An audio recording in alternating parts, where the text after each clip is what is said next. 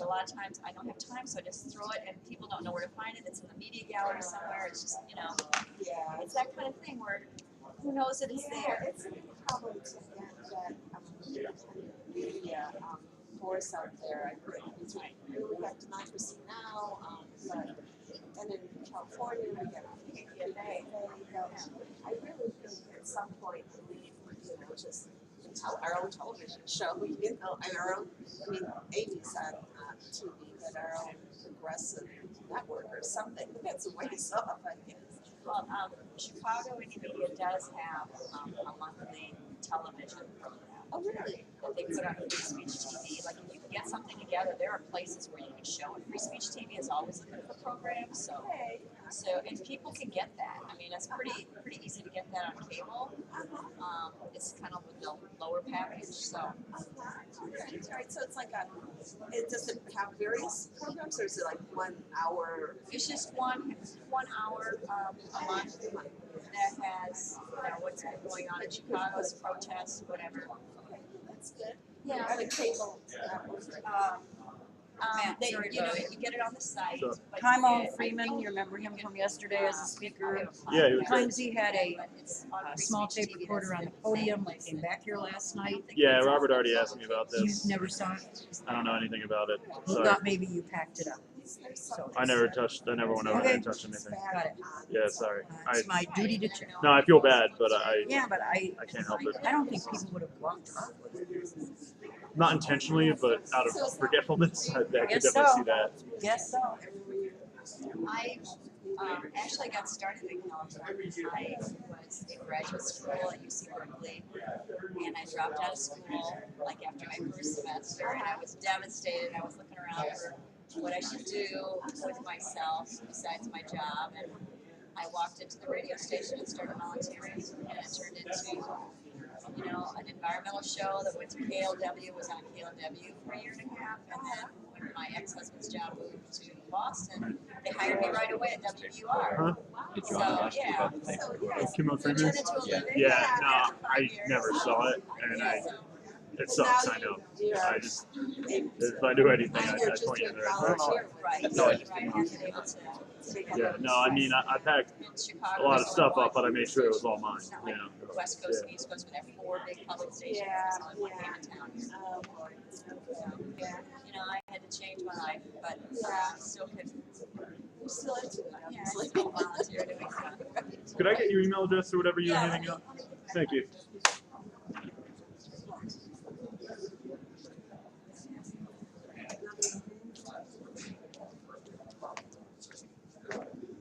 There you go. Oh, wow, great. And I have to get your contact. Yeah, sorry I don't have a card. No. You don't have to apologize. I lose cards. It's almost like I don't want cards because then I lose them. Like, I'm going to write Gail's email address on this program or else I'll lose it. Yeah. All right. So you did the streaming. I'll put you as a streaming guy. And some recording. Okay. I need to get that back. Matthew. Where are you from, Matthew? Southern New Jersey. Really? Yeah. Where in Missouri? Kidney County. Okay. And what are you working with? I support this conference. I've sort of been pushing electoral socialist and electoral identity stuff for like 2 years now. Really? Just like as like an annoying guy on the internet. And people heard about me, so they're like, "Hey, do you want to like help with this?" I was like, "I do want to help." So I ended up getting drafted into doing technical stuff. Cool. Yeah. Okay. All right. So your email address. Oak, my last name, HOKE dot Matt MATT at gmail.com. Okay. You want a number? Yeah. Okay. 609 675 8542. Funny story. Someone demanded my number last night. That's not clearly a thing. And when they sold it just as area code, everything came to a screeching halt. I'm not kidding. I don't know. Maybe they're like, "Well, he's not in town about it." Just I don't know. But it was clearly that's when it ended. Okay. It was really funny. Probably shouldn't have said that over the internet. Oh, you're already right. Yeah. So do you know Richard Winger? No. Okay, you should know this guy, Richard Okay. Winger. He's an old guy, but he's been, he lives out in Seattle, and all he does is history and background for ballot access and ballot access laws in all 50 states. He's like the person to go to that knows what's going on in all 50 states. Awesome. Affiliated with Ballotpedia, maybe? You ever hear of Ballotpedia? It's like a Wikipedia for just for elections. It's a good resource. Yeah, could be.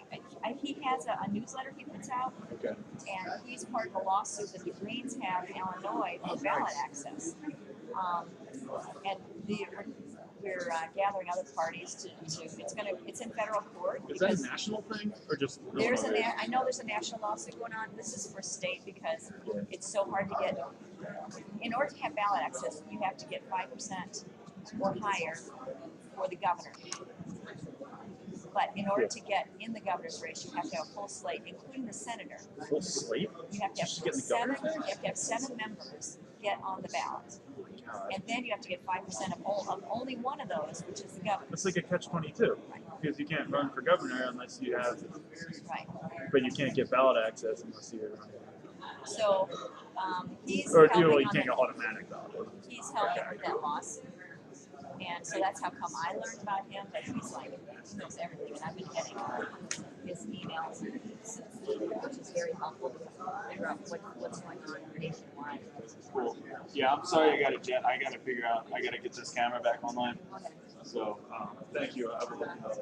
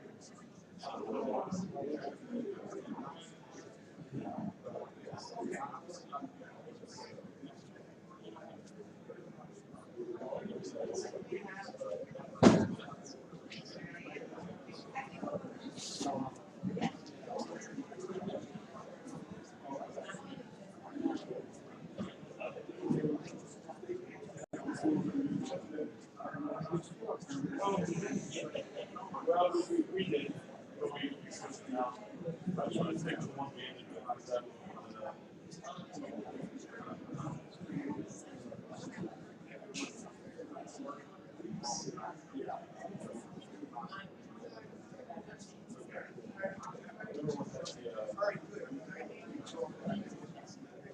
Big screw on the bottom. Yeah.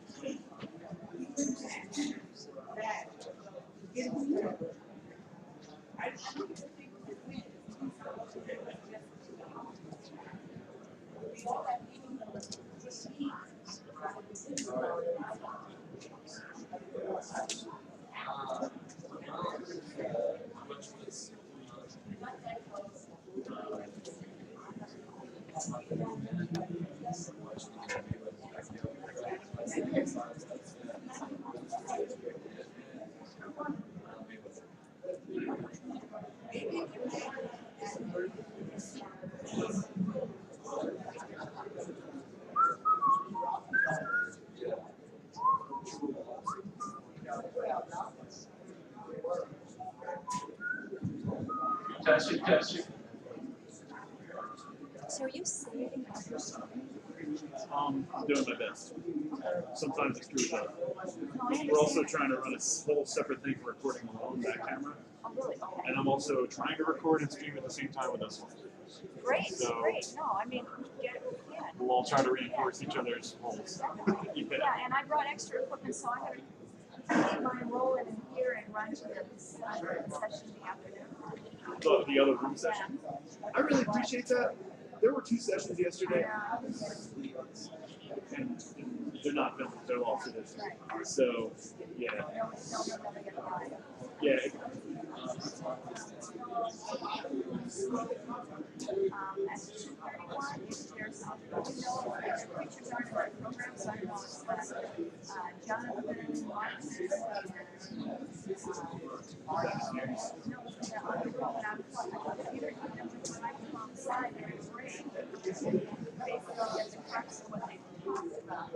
I don't remember. I mean, yeah, I can, after the whole kind of design. Oh, you want to catch the data.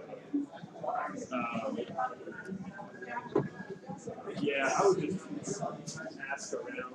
I would look at their affiliation on their program. So which one was this we're talking about? At 2:30 was yesterday. Can I ask a quick tech question? Sure. One of our speakers has a pinched nerve, so she can't stand. So can we have her hold the microphone as she sits? Yeah, the only person you're gonna have to argue with there is the I saw Beat that. guy who has the. So yeah, that's I'm fine with it. Okay. But I'll have her on this side. yeah, it's all good.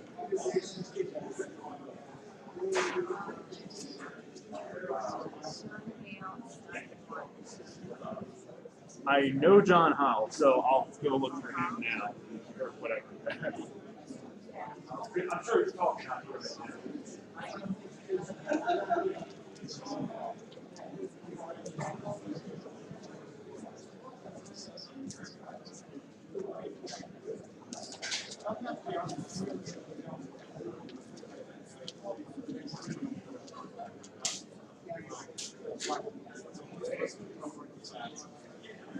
Yes.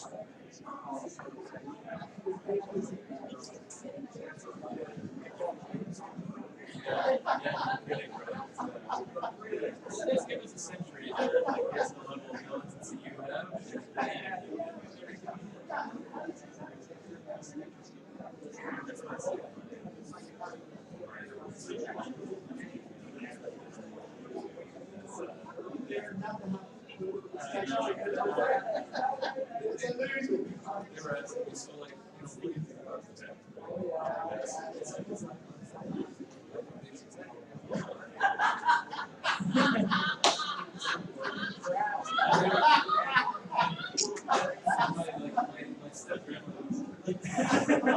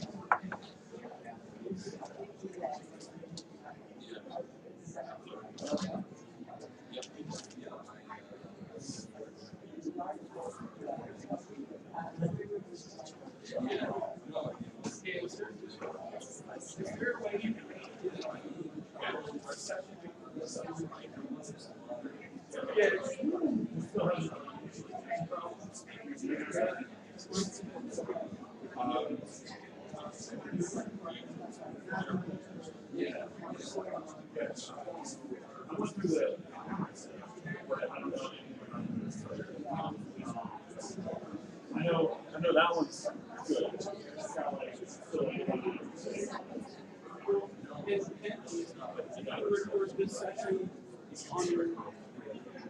I'll do my absolute best, yes.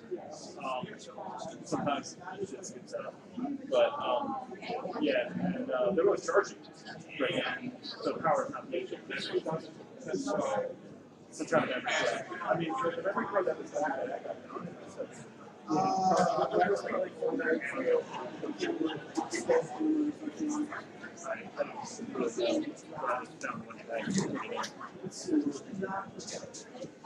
yeah, no, if that's really what you need.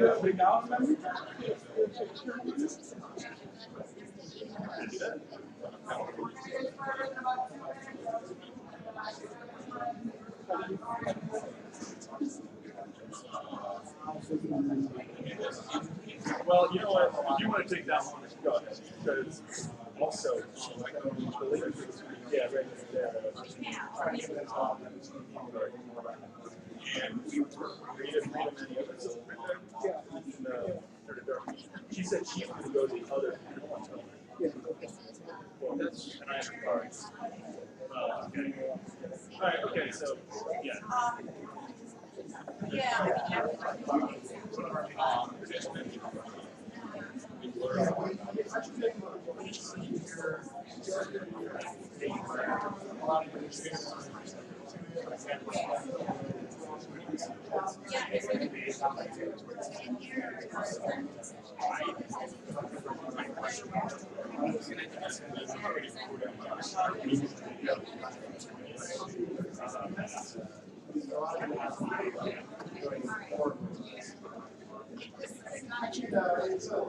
Everybody, please, if you could grab your friends in the hallway and make them sit down. I already tried. We'll give it one more shot. We're going to start in about 2 minutes.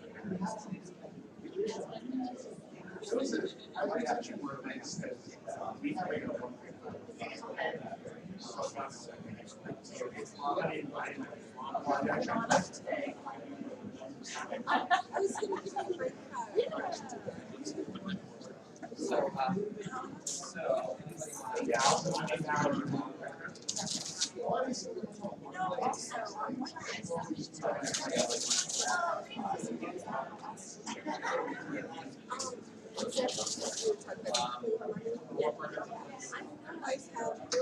a couple of things, and I'm pretty sure that it's like making sure that corporations disclose the money. We actually have a yeah, please do. Yeah, if you could,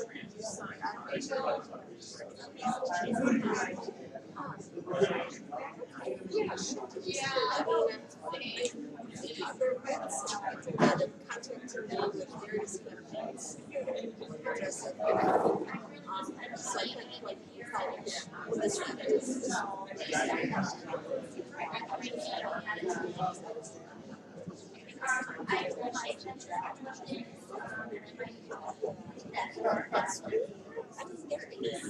there are laws. I mean, I've seen some postal laws where they have to have a certain size fonts.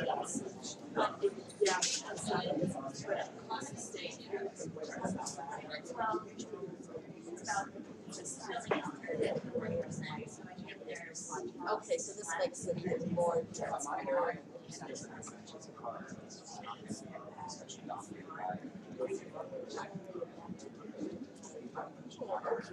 Okay, that makes sense. Yeah, please do. I could potentially do a resolution this week, and I can vote on it. I'm not going to touch it.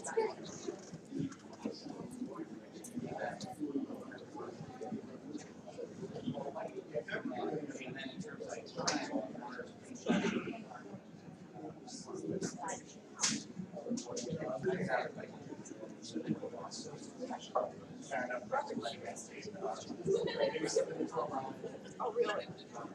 I don't know.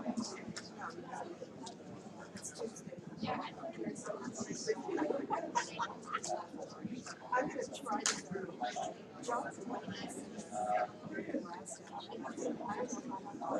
Yeah, I've heard. Testing.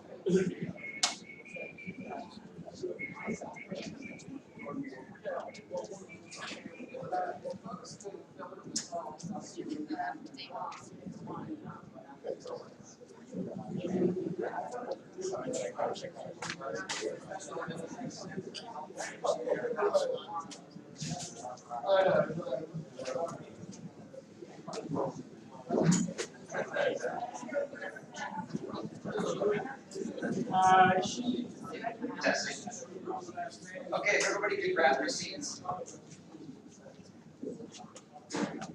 Thanks for getting up bright and early on a beautiful Chicago morning. My name is Todd Grecian. I'm a member of the International Socialist Organization from Oakland, California.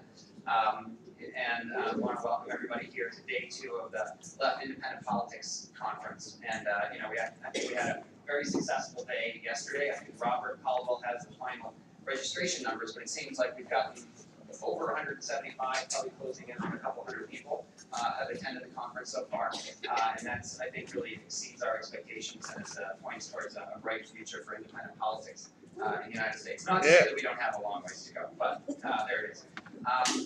Just a little bit about myself, in addition to being an ISO organizer, I was the 2004 Peter Camejo campaign manager when he and Ralph Nader ran for president and vice president, and have supported Gail Laughlin in her wonderful campaigns for mayor of Richmond and a series of other electoral initiatives. Most recently, we ran Dan Siegel, who's an independent candidate in Oakland for mayor, and he did pretty well. We got 12% of the vote, and we can have a discussion about that as well. The concept behind this morning's panel is really to have a discussion about how do we get, what is the title? It's We Need Independence for the 1%, or Politics for the 99%. And really the conception is to bring together various experiences and to have a creative exchange of ideas about what constitutes political independence. How do you actually create a political force that can represent the social movements, but not prey upon the social movements, that can be of labor, but of the rank and file, that can be a people's voice, that can be a voice for the 99%, but that isn't captured by the corporations and turned against us when the elections come around. So we've got a variety of speakers today. We're going to give you different aspects of that. We're going to try to keep the speakers, relatively brief, so we have time for discussion in the audience. And the way we'll run it is I'm going to introduce the speakers as they come up. And then we'll do some questions and answers and discussion in the audience. I'm going to give everybody in the audience about 2 minutes, and you can make a comment or say a question, but we're going to try to give the speakers a chance to come back midway through the discussion, and then I wrap up at the end, so we don't just have one question, one answer. So I hope that works out. So anyway, that's the format this morning, and I want to get right into it so we have time for this discussion. So as I said, I'm going to introduce the speakers as they come up. So we're going to start with Mike Parker has graciously agreed to go first, which is always the hardest thing to do on the second day of a conference in the morning, is to be the lead-off speaker. So I want to thank Mike for doing that. Mike is give him a round of applause. Mike is a longtime labor community organizer. Most recently, in the last years, has been one of the key organizers in the Richmond Progressive Alliance. And so I want to, without further ado, please give a warm welcome to Mike Parker this morning.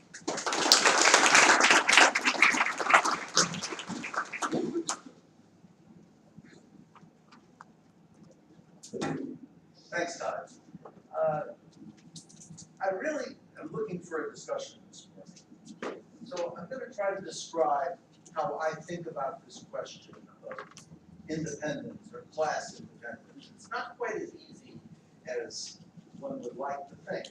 You could say, well, if we had a Labor Party, we would know it was class independence, except in most of the countries where you don't have a Labor Party. So here's what I think is what we're trying to do with electoral campaigns. We want them to be two things. We want them to be both educational or propaganda tools, a way for us to explain to people what is wrong with the society and what has to be done to change things. We want to be the voice of the movements in the street, so to speak. We also want them to be what I would call an educational action tool. By that I mean something we've all learned, which is that most people's consciousness changes, not because somebody has lectured them, but because they have gotten involved in a struggle of their own, and that struggle has opened up their eyes to what is really going on in society, who are the real friends and the real enemies. So we want to look at the question of political campaigns through both of those lenses, and it turns out to be, in all the models that I've looked at, that there's actually some tension between those models. So, for example, and I'll just do this very briefly, and I don't mean this to be negative about anything, but I'm just trying to illustrate problems and advantages. If we look at a socialist campaign, like socialist alternative campaigns, there's no question but that they have the advantage of giving a very clean critique of the system.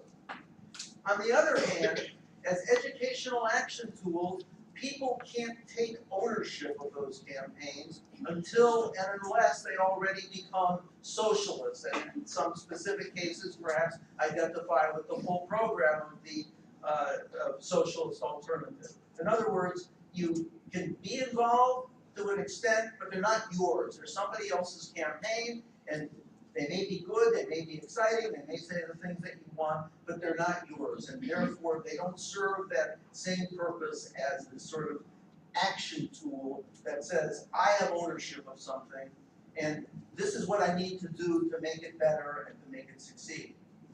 When you get to the Green Party, you have a not quite as clear critique of the system, which makes it a little bit broader and allows more people to be involved. And that's a good thing. On the other hand, it basically requires still people to start from the assumption that the Democratic Party is basically a complete dead end and we have to give up on it, which is not most of the people in this country who still believe in the Democratic Party.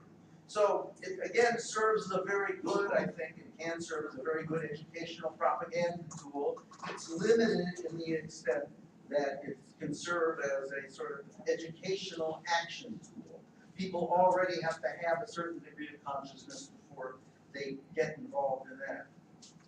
Something like the RPA, the Richmond Progressive Alliance, which considers itself a coalition or alliance of, quote, progressive Democrats, socialists, Green Party people, independents, and the like, basically, to be honest, budges over the question of the nature of the Democratic Party and the nature of politics in the capitalist state, and focuses on local issues, and in a sense doesn't do as good a job in terms of a critique of the system, but it does do a better job in terms of making it possible for people who are just getting involved in politics to feel, take ownership, and to try to drive that in the direction that they feel is necessary in order to win. And lastly, independent campaigns, that is a single individual running as a, quote, independent, have no advantages in either of those things. It depends totally on what the education is, but they often serve as great starting points for people. That is, you know, they're built around an issue, built around a particular candidate, and it's where you start. It's where often independent political action can, in fact, start from an independent campaign.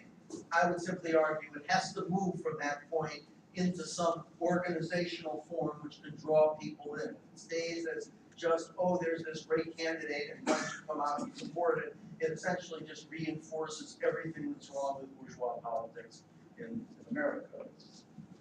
All right, so let me just talk a little bit about the RPA and how we sort of try to deal with this question, and not that we sort of consciously came to all this, but the way we ended up coming to it, which is that what we found was that a key element in politics, and the thing which tends to differentiate independent campaigns or campaigns of the 99% or what, was corporate contributions and corporate money and wealthy money in politics.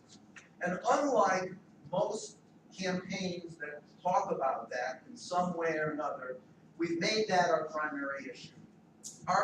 The one thing that the RPA is known for in Richmond, California is it refuses to take corporate contributions, even while it runs against the heaviest corporate contributions in the country. So, as Gail told you, it's 20 or 40 to 1 that we're outspent. You know, we make a big deal about the fact that all this money is put in by the corporation into the campaigns. And that's basically the way we get the notion of class independence and the idea that what we're about is taking on the system without a long description of what the system is. Now, that has its advantages, but I just want you to understand that at the same time, it's very fragile. It's an all-volunteer operation. It has to deal with lots of problems, like within the organization, not the least of which are things like quasi-anarchist views, identity politics, a sort of non-profit culture, all we've talked about, and the like. But our biggest problem is that we don't, doing those kinds of campaigns and maintaining an ongoing organization requires, for want of a better word, a cadre to keep the organization together. It's got to have a paid staff. It's got to have people who have political commitment to keeping this thing going year in and year out, to be able to accept the defeats like we accepted in 2012 and come back in 2014, to be able to draw lessons from those defeats, to be able to go with things even while we don't have any of the patronage and the other things that keep other kinds of organizations going. On the other hand, you can, as you could imagine, campaigns like Socialist Alternative doesn't have a quote cadre problem. That's part of its thing. It trains cadre as part of its campaigns. It maintains the cadre. You can see the impact of that. So you've got this thing, there's advantages and disadvantages. The Green Party does it, again, to a lesser extent. So what I'm trying to perhaps tell you is that this is a real problem to grapple with. I'm not presenting you here with an answer, but just a series of problems and a way to think about this thing, because independence requires organization, and then you have to ask, well, what do we need to actually create that organization and create that consciousness? If you don't have an institutional base, then you've got to rely on some form of way to train a cadre to be able to run your organization.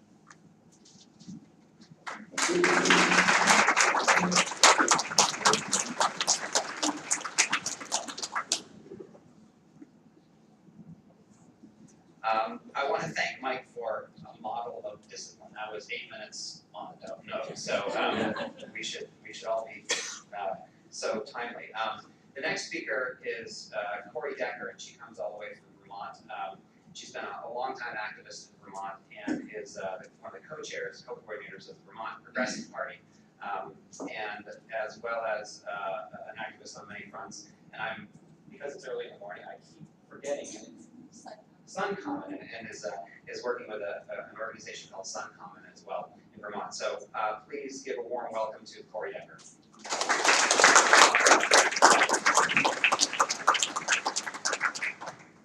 So thank you everyone for coming. This is a really inspiring and wonderful event, and I'm honored and privileged to be here to represent my fellow Vermonters, especially those in the Progressive Party. I'll just give you a little brief background on myself. I came from a really poor area. My parents never had a lot of money. Christmas always happened at tax return time. So I have that sort of perspective and angle. I had a long history in customer service-based employment, and then I became a healthcare professional. I was a sleep technologist. And then I, as a sleep technologist, became the steward for my department. We were a union shop.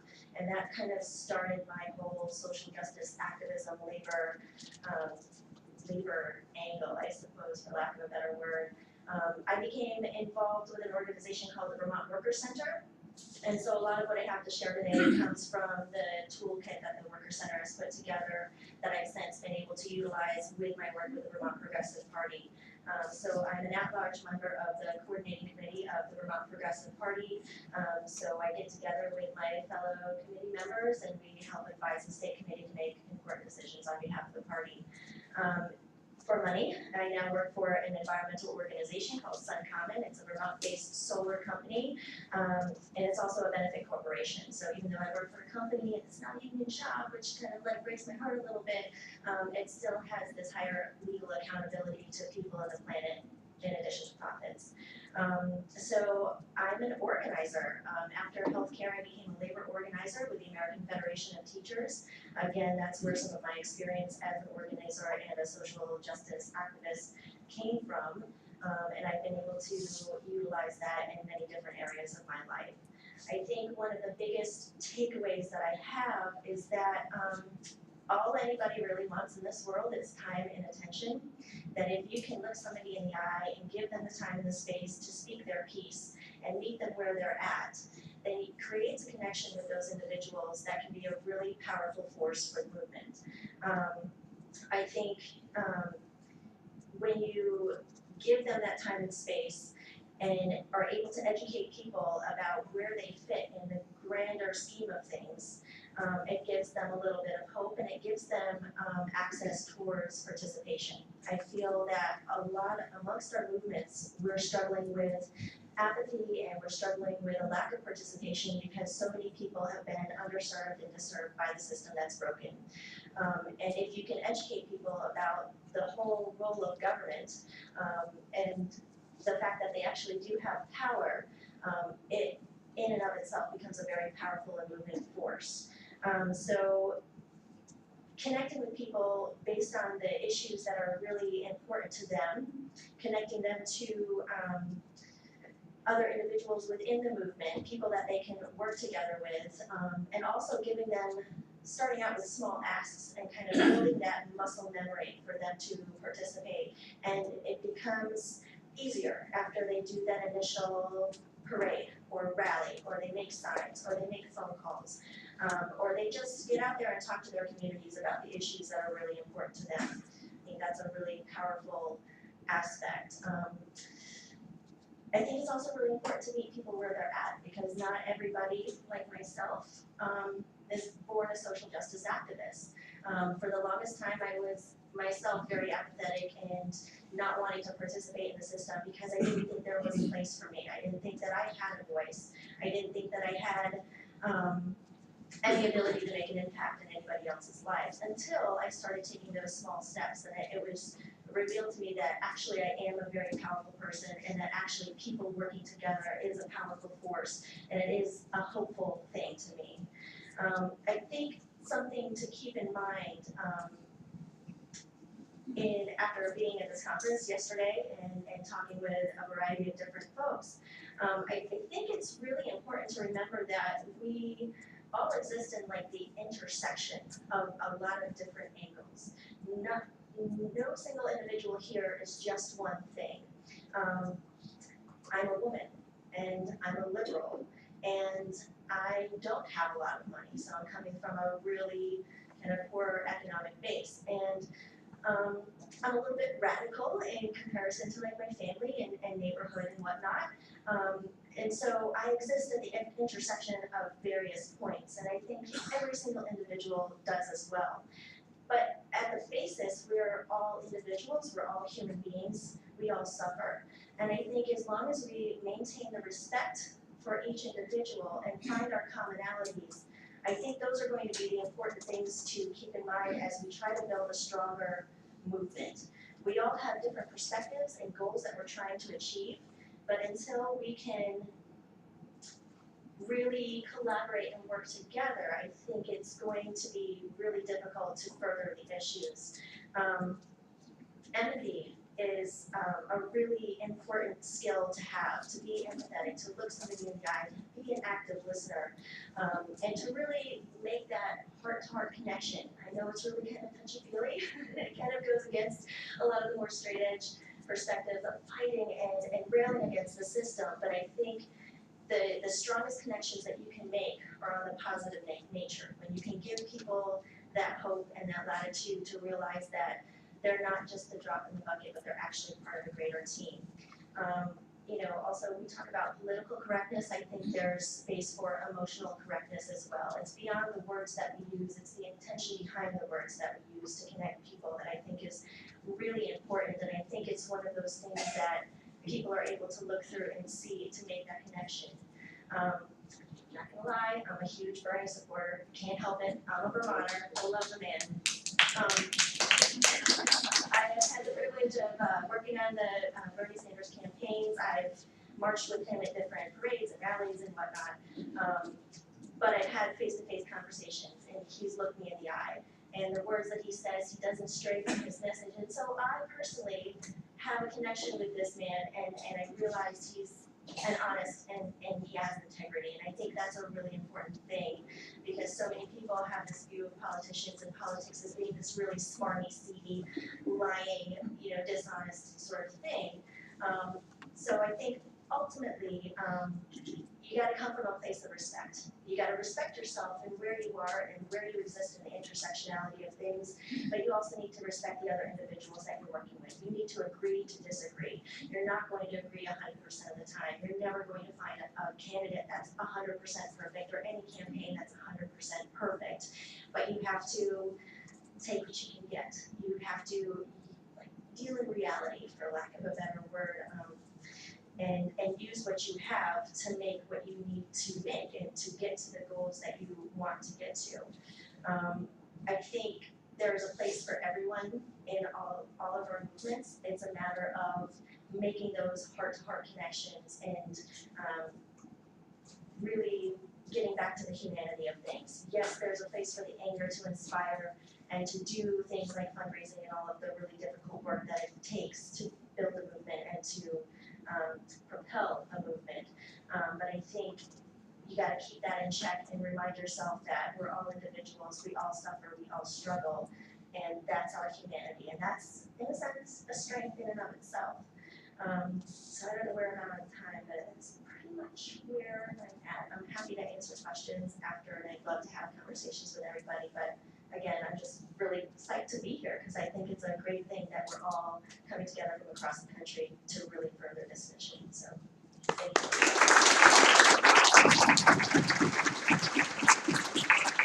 Thank you, Corey. And Corey, again, was just like Mike, 8.5 minutes. Pretty impressive so far.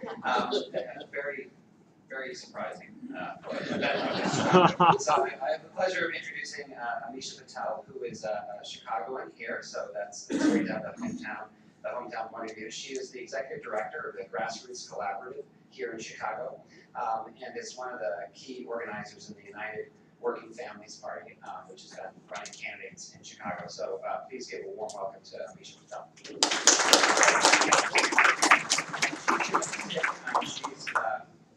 So for those of you, I'm going to pull this back so we can see.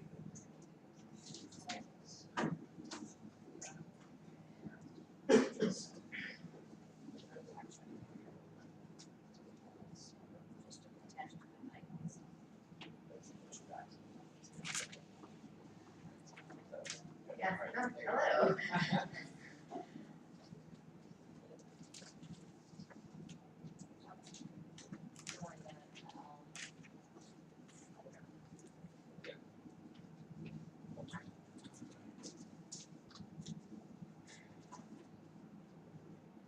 Sorry, I have a pinched nerve, so I can't stand. I'm glad to see the half of the room though.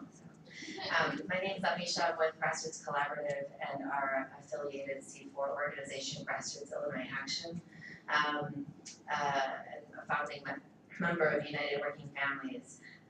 So in Chicago, for the last 4 years, when Rahm Emanuel came into power in 2011, the month after that election, members of the Grassroots Collaborative did and had sort of an all-day retreat where we did a power analysis post-election of the city council and of the larger landscape of the city. And what became very clear in that conversation was that yes, Rahm Emanuel was totally against us and had all this power, but that the corporate agenda behind him was actually much more against us and had even more power. And from that conversation, we shaped the strategy of our organizing for the next 4 years to be very much targeted against Rahm Emanuel, but always linked to the corporate agenda, always linked to Wall Street, to the big banks that were backing his policies, that were driving the policies of the city of Chicago. And that was an important shift. In a city where really people are very used to targeting sort of Linsky style organizing, where people are really used to targeting the elected official as the main target, for us to be doing that link and then therefore the political education of our membership was really critical to us organizing very differently in this last stretch of time. And I do think it was a big part of what you saw in the elections, in particular the first round of the elections, when the race was defined around how we talked about the fight, which was that it was about downtown versus neighborhoods. It was about, that's how we talked about the 1% and the 99%, the fact that the majority of policies that economic benefits were going to further develop downtown and the businesses downtown, while our communities on the south and west sides in particular were really being starved out. And so that was what the first race was about. Chuy Garcia did talk, sort of consistently talked about neighborhoods versus downtowns. It was enough to propel him to the runoff election. But what Rom did then, right, as folks know, is that he, sort of the day one after that first round on February 25th, began his massive commercial campaign, his PR campaign to define Chuy as inept, as fiscally inept, which was definitely racist. Like the Mexican guy who doesn't, who's scary and doesn't know anything of what he's doing, he's dumb, right? He was able to consistently frame Chuy as being inadequate around finances, which ironically were the state of the finances were what he caused, right? Rom's own fault. Yet that's exactly, but he was able to effectively put that on Chuy. And Chuy didn't, that's a whole other conversation. We can talk about what Chuy did or didn't do in his, failings and strengths as a candidate. But he certainly didn't articulate a clear set of economic policies that we had been articulating on the ground for the last stretch of time. He did not, he sort of came out in drips and drabs throughout the last 6 weeks of the election, but not in a coherent economic policy agenda. But I think the critique for us as organizers was that there's clearly a lot more that we need to do to really define what the economy is about and to really make sure that we're connecting to not just our member organizations, but the vast majority of the city who are not organized through our member organizations to understand how the economy works, why things are the way that they are. And in the absence of doing that, yes, folks' fear around the economy was able to be manipulated by Rom, and he was able to win on that. And so all that to say is I think that work was really important in defining what this electoral moment was about, and we certainly have a lot of lessons learned. We formed United Working Families. It's been a couple of years of internal court conversations, but we hired someone last year and had more of a public-facing organization in the last 6 or 7 months. And the idea of United Working Families was to build sort of a democratic organization, one rooted in democratic principles of grassroots voice and power, of anti-austerity, of anti-privatization, and building independent political power in the city of Chicago. And I think there are things that we did well, and there are lots of lessons learned and things that we're still figuring out and that we haven't succeeded on still. GIA, Grassroots Illinois Action, which is where I work, was one of the founding members, along with Action Now, Chicago Teachers Union, and SEIU Healthcare. Also, not a coincidence, the other 3 organizations are all core members of Grassroots Collaborative, of the C3, the long-term community labor coalition that's been organizing in Chicago. So what I want to talk about quickly is what sort of what we were able to do. And I do think we've been having lots of conversations about the fact that we do need to be what would it mean to be a party? What would it mean to act like an independent party? So in Chicago, it's not a third party we need, but a second party, right? Since the only party we have is the corporate Democratic Party, and we have very open conversations about this. So both in communities that we've been organizing during the elections period of time, but also as we've our own self-reflections of possibly our misstep in not having the word party in our name, for example, to help us define who we are and what we're trying to build. And so, I think that but I also think it's complicated, right? So I think we do need a new party outside of the Democrats, but we can't just care that candidates are, only not Democrats when they run. We have to care about what they're saying. And I think you can look at this in a couple of the aldermanic races. So I live in the 33rd ward, which is where Tim Megan ran. I wish that he won. And Tim ran on a platform. He was very clear that he was not running as a Democrat. But he wasn't running on a controversial platform for our ward. He was running on what we actually was the sort of citywide platform in a lot of ways, around $15, run an elected representative school board, anti-privatization, anti-charter schools. This was not a controversial set of principles in the 33rd ward.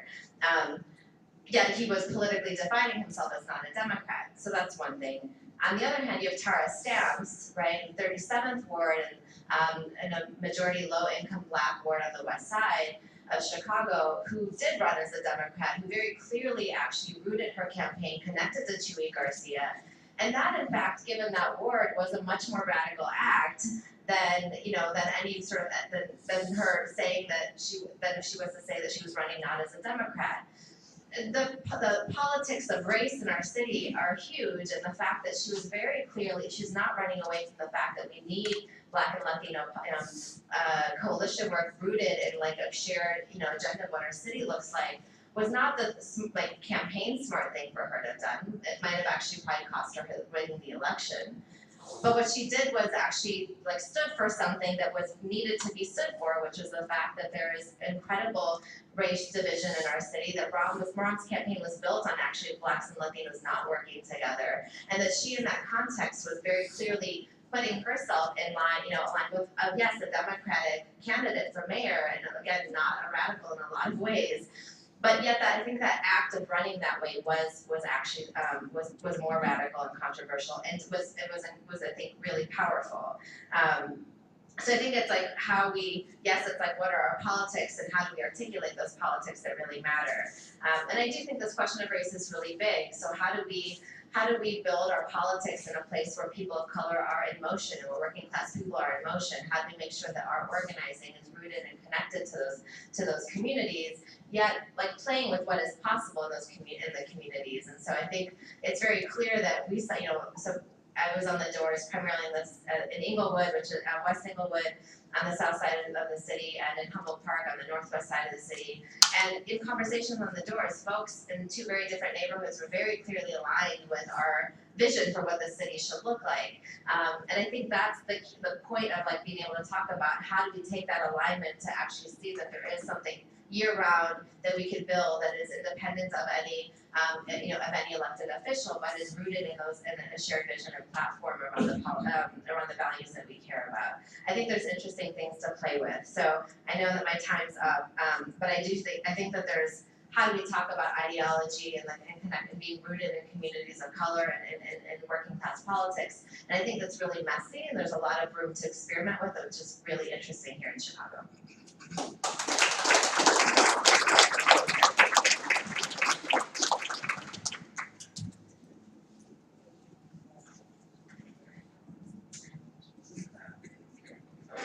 So, thank you, Amisha. We are 3 for 3 on speakers being disciplined on time. It's a miracle. So I have the privilege of introducing our final speaker for this panel before we open it up. Bruce Dixon is a longtime fighter. I think needs very little introduction. Spoke powerfully yesterday, so I'll just introduce him as a writer and producer for the Black Agenda Report. And please give a warm welcome to Bruce Dixon.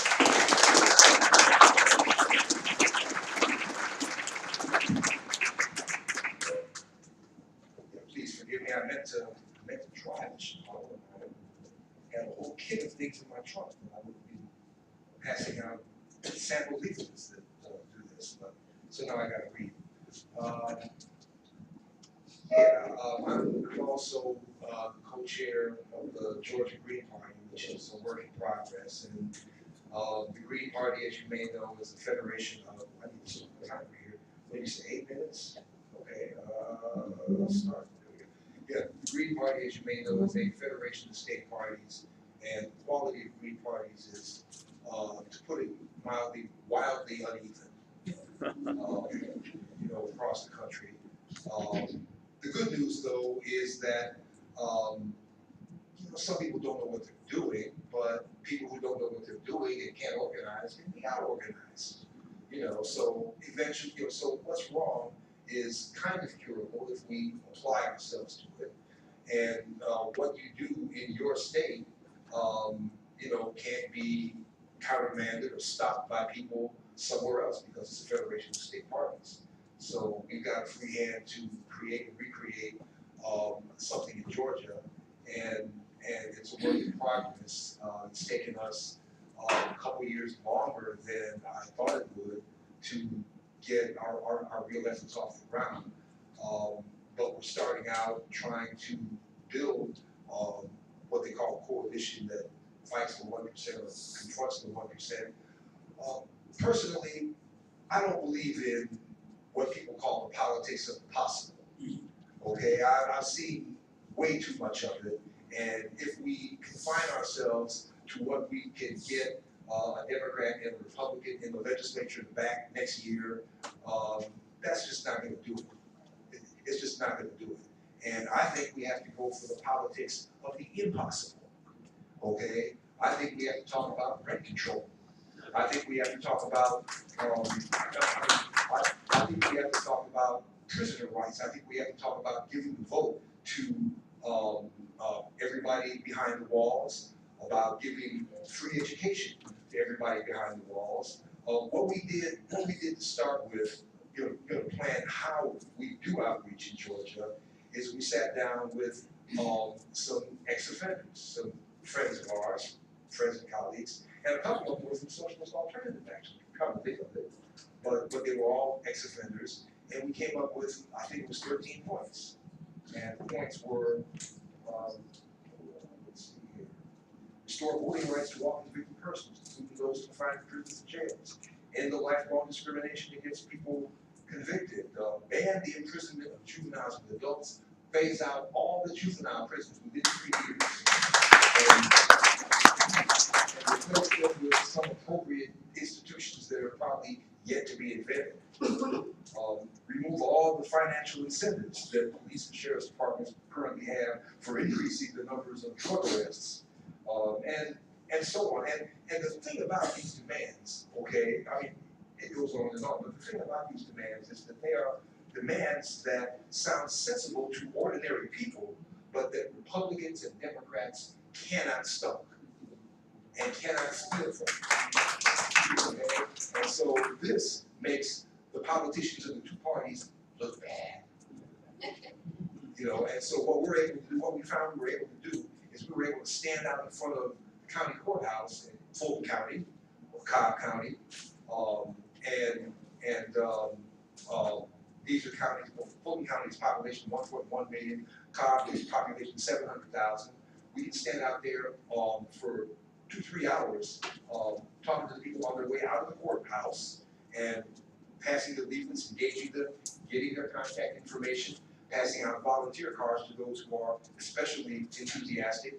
And if you start calling these people up, okay, you can fill a room in 4 weeks. You can fill a room in 4 weeks. And we ran into a thing where we didn't have the manpower to keep up the phone calling for it. So we're having to, back up and crank this up again. We're also, but we're confident that we can get, we're confident that we can renew our core again and build our party out that way.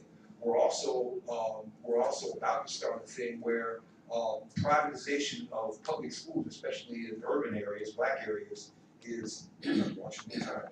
What time? We got 4 minutes. Okay. The Green Party of Georgia, anyway, is the only party that is absolutely against school privatization in all its guises. So what we're about to do is we're about to issue a call to all Greens and green-minded and not green people to show up. Most local school boards meet monthly or bi-monthly. They're elected school boards, and for those of you who are from Chicago, who want an elected school board, yeah, why not? But there are ways for them to enforce the privatization agenda upon elected school boards too. The way they do that is that there are private agencies certified by the Department of Education which accredit your school districts. And the consultants who work for these private agencies also work for the Eli Road Foundation, the Gates Foundation, the Boeing Foundation, and all the privatizers, and they're the same guys who wrote Race to the Top. So if your elected school board is not privatizing fast enough, in many states there are state laws that then allow first the accreditation agency to threaten the accreditation of the school board, and then the governor or the mayor or somebody from the executive branch can come in and replace those elected people with their appointees. That's the way it works in Georgia, and a couple of school boards, elected school boards, populations of with counties and populations of 300,000 and 800,000 have been displaced this way. And several others, including the city of Atlanta, have been threatened this way. So what we're having people do is we're having Greens in Atlanta, DeKalb, Gwinnett, Cobb, starting next month, to gather at their school board meetings. Oh, next month, this is next month, this is May, right? Yes. To gather at their school board meetings, and we're gonna make every school board meeting, a local green meeting afterwards, at the fore, because nobody else is opposing privatization openly, steadfastly. And so we think we can build out that way. But I think we have to build out on demands that directly confront both Democrats and Republicans and put them on the spot that they cannot get out of. Otherwise, we will not build anything independent. Otherwise, our energies will be funneled back into the Democratic Party. It's inevitable. They have a powerful institution, they have a powerful culture that says, oh, we've got to do this because it's possible, oh, we've got to ally with these guys because they know what they're doing and we're small and weak. And the only way to push out of that is to start from political positions, demands that cannot be co-opted. And we love it if they did co-opt us. We love it if they did. We love it if Democrats did come out against privatization in all its guises. We love it if Democrats did. We'd love it if we could get a core of Democratic legislators in Georgia behind some of these prison-based and prison state-based demands. You know, we got a nuclear plant in Georgia. How many minutes? 2 minutes, 1 minute? We've got a nuclear plant in Georgia that is going to be the first one online in the country in 35, 36 years, called Plant 4. Every ratepayer in Georgia gets charged $7 to $15 a month now for the last 5 years, okay, for paying for it. And it's in the middle of the poorest part of the state, the poorest, blackest part of the state, and there's a raging cancer epidemic that's been going on for 20 years, and you can't get any Democrat in the legislature to say a damn thing about it, including the Black Caucus, because every single one of them takes money from Southern Power, from Georgia Power. You know, so we've got to set demands on that. So we think that the only way to build out, okay, is to start demanding what they say is impossible, but what ordinary people know ought to be possible. And if you don't do that, then I don't know. We'll see. Time will tell. And we'll be at work for a little while longer in Georgia, and we'll see how this turns out. Thank you.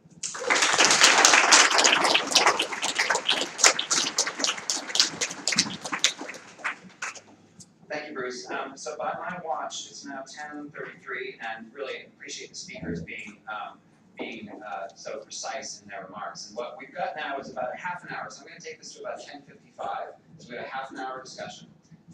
My math is right now about 25 minutes. And then we'll have the speakers come back at the end for 2 or 3 minutes to wrap up. So what I'd like to do is ask people to speak for no more than 2 minutes. You can make a comment or ask a question. And raise your hands, and I'll keep a list, and I'm going to try to get some diversity geographically, politically, gender on the list. So just because your hand is up first doesn't mean you're going to get called on first, but I will keep a list. So keep your hands up until I look at you and acknowledge you. But I will go with Steve because he did have his hand up first. So okay, start with Steve, and keep your hands up, and I'm going to take a list. Sometimes it takes to put your hand up first. Steve Early from Richmond. Quick question for Mike. But it's a nuts and bolts issue that I think both the VPP and the RPA have grappled with. You have many enthusiastic volunteers in the campaign. I think the official number in Richmond was 400 volunteers working for Gail and her team last fall. I'm a member of the organization. Last time I checked, I think we only have 335 dues-paying members, $12 a year, not a heavy lift to join. What is the pushback? Why is it that it's sometimes difficult to translate campaign volunteers and non-members into members that build this ongoing organizational base? Also, the role of RPA restructuring. Right now, the cadre we mentioned, the steering committee members are unelected. They're appointed, self-perpetuating. That, in the view of some members, is not a great way to build an ongoing democratic organization. Are we moving towards not only building dues-paying membership, but giving those members the right to elect their leaders, like members of the Vermont Progressive Party have? Thank you, Steve. Here in the front row. Thank you. Hi, I'm Marcia from Madison. I was very struck by Misha's comment about power analysis. I think it's a tactic we all need to start using. It's different in Madison. We have the University of Wisconsin and the state government, but we also interests, and you all need to know who's in charge of those elites, so that when you start organizing, you know who's who. And I just think you could tell us more about what you learned and how you went about it, so we all know some more about it. Thank you. Okay, I'm gonna go to the woman here with the microphone because she's been taping all day, so she gets a spot. I just wanted to ask you, I just wanted you to tell us more about the Georgia Green Party. Is it a membership organization? And if those list of demands by the incarcerated or orthodox, if that is published anywhere where we can get a hold of it, is that on your site? I'm sure it is, and just so you can find it, I'll make sure there's a link to it from the Green Party site and from the Black Agenda Board. And also, one thing I forgot to say, we're trying to build ourselves so that we're not built around the elections, because too many, outfits have been captured by the dance of elections and the culture of elections. We're trying to build out before the elections, so that we've got people who was there before that. We're scared that if you don't, you've got candidates who come up and you will be captured by your candidates, and you will be captives of your candidates. We've seen it happen in Georgia, and I've seen it happen elsewhere.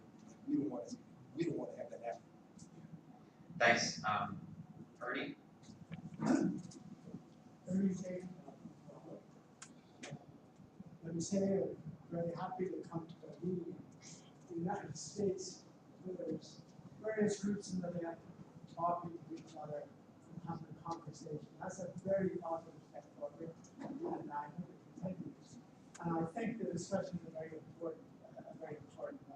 Now, coming from Canada, and with some experience in Britain, you know that there is a history of independent organization. Because really, under today, yesterday and today, what we are discussing is that fundamental question. As a socialist, a vision of how will the working class break from the ruling class habits. How will they do it? And in our history here in North America and the United States, that has been formulated around the Labour Party question. That's an old question goes back to early days. And it really was a vision of the working classes, develops class consciousness, develops political consciousness. How will it move?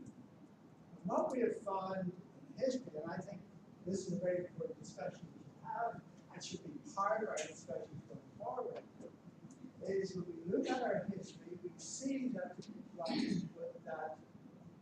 in the advanced capitalist countries, 30 seconds, Ernie. Britain, Australia, etc., Canada, the working class have moved, independent of what the left wants, have moved to set up their own parties within the state structures and even being influenced by the state structures. So in the United States, and I'll end with this, I think that the Labour Party question and the reinvigoration, revitalization of the trade union movement are totally linked together, and we will be part of the same process. It's an important part of the discussion. Okay, thanks, Ernie. Thank you. The woman in the long hair, yes, with your hand up. No, just chat. So I'm going to be talking about an alternative perspective on students. Yesterday, after these ideas.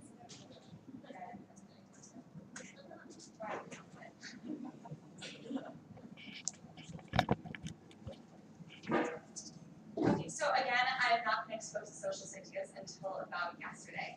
And although I right, exactly. It's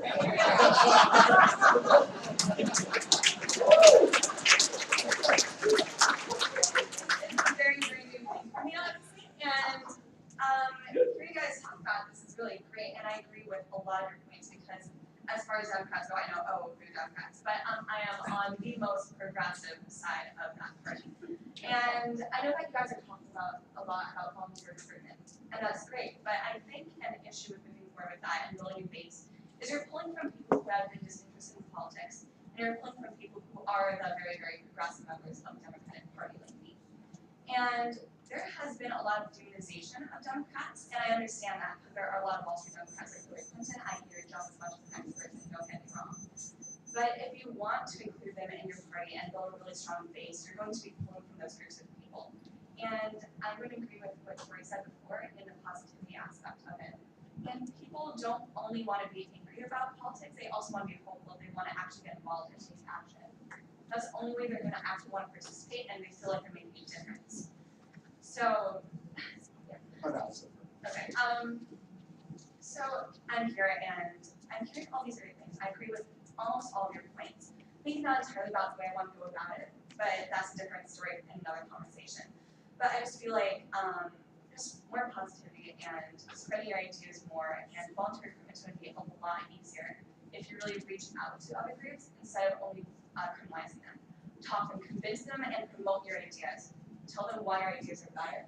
Don't tell them that all of their fundamental beliefs are completely wrong and unjustified for their base the entire lives. If you get what I'm trying to get at. Okay. All right, thank you. Yeah. Right here in the hat. Yeah, and then as I keep those wrong, then you kind of.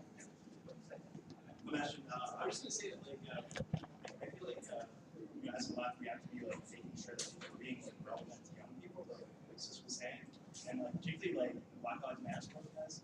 Unfortunately, like, I haven't seen, like, a lot of left-wingers, like, political parties like the Green Party, getting heavily involved in that, and, you know, like, particularly, like, I'll give you an example from Missouri, like, I'm in social alternative, while I was there, we approached black candidate who had like a huge chance of winning, and we were told twice, one by the head of the local chapter that like, no, if we run seriously, we get 4% of the votes. We basically just run candidates. One person, the candidate we talked to wouldn't say Black Lives Matters. The Green Party was not involved in the Black Lives Matter protests, and so like there are like key things that needs to be done. Like, as a left, we should be connecting the communities most affected by police brutality to the list of demands. Like, instead of being like, okay, we're this party, we're going to create a list of demands, we should be like some of the young radicals are doing in Baltimore, and being like, all right, we're going to set up, General Assembly is going to set up people power assemblies. And then you get the conversation like, all right, should we be running candidates? Like, activate young folks. Like, this is where the passion is. If we're not doing that as a left, we're wasting our fucking time. Thank you. So, I agree that there are good, Linda Chicago, I agree there are good individuals that are still inside the Democratic Party, but what's good about them is the things that they do that talk about the things that we need, the movements they build, even the things that Bernie Sanders talks about. I would agree with Corey, we have to talk with people about how we're going to get from here to there to have that kind of society. But the fact that they're in the Democratic Party is not the good thing about what they do. Do we want to go into the Democratic Party or even support their candidacy within that party in order to be able to change society? Or do we all agree, as we've been saying all weekend, that it's the movements and the power that people have in their workplaces, in their schools, and in their communities that really wield that power? And if we think that, and we can build that alternative, then we can talk to people in a friendly way about the fact that Bernie might be a great guy and he stands for good things, but then why is he doing something that hasn't worked for generations? And that's the thing that I think, and it's also been the burial ground of a lot of the things we fought for and never get, whether it's single payer or Employee Free Choice Act or the closing of Guantanamo or the stopping of police brutality. It's a way of making accommodations.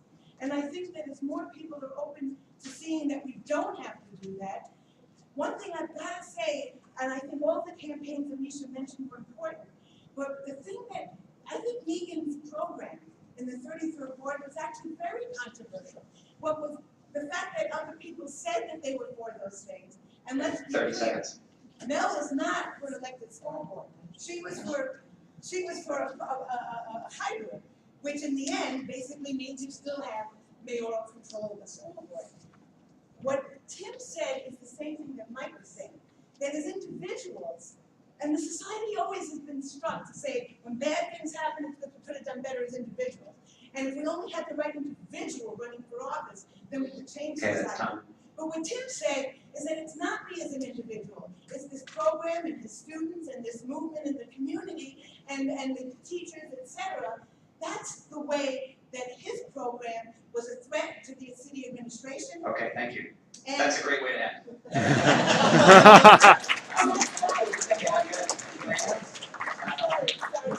All right, Lance, and then Cecile, and then Dan.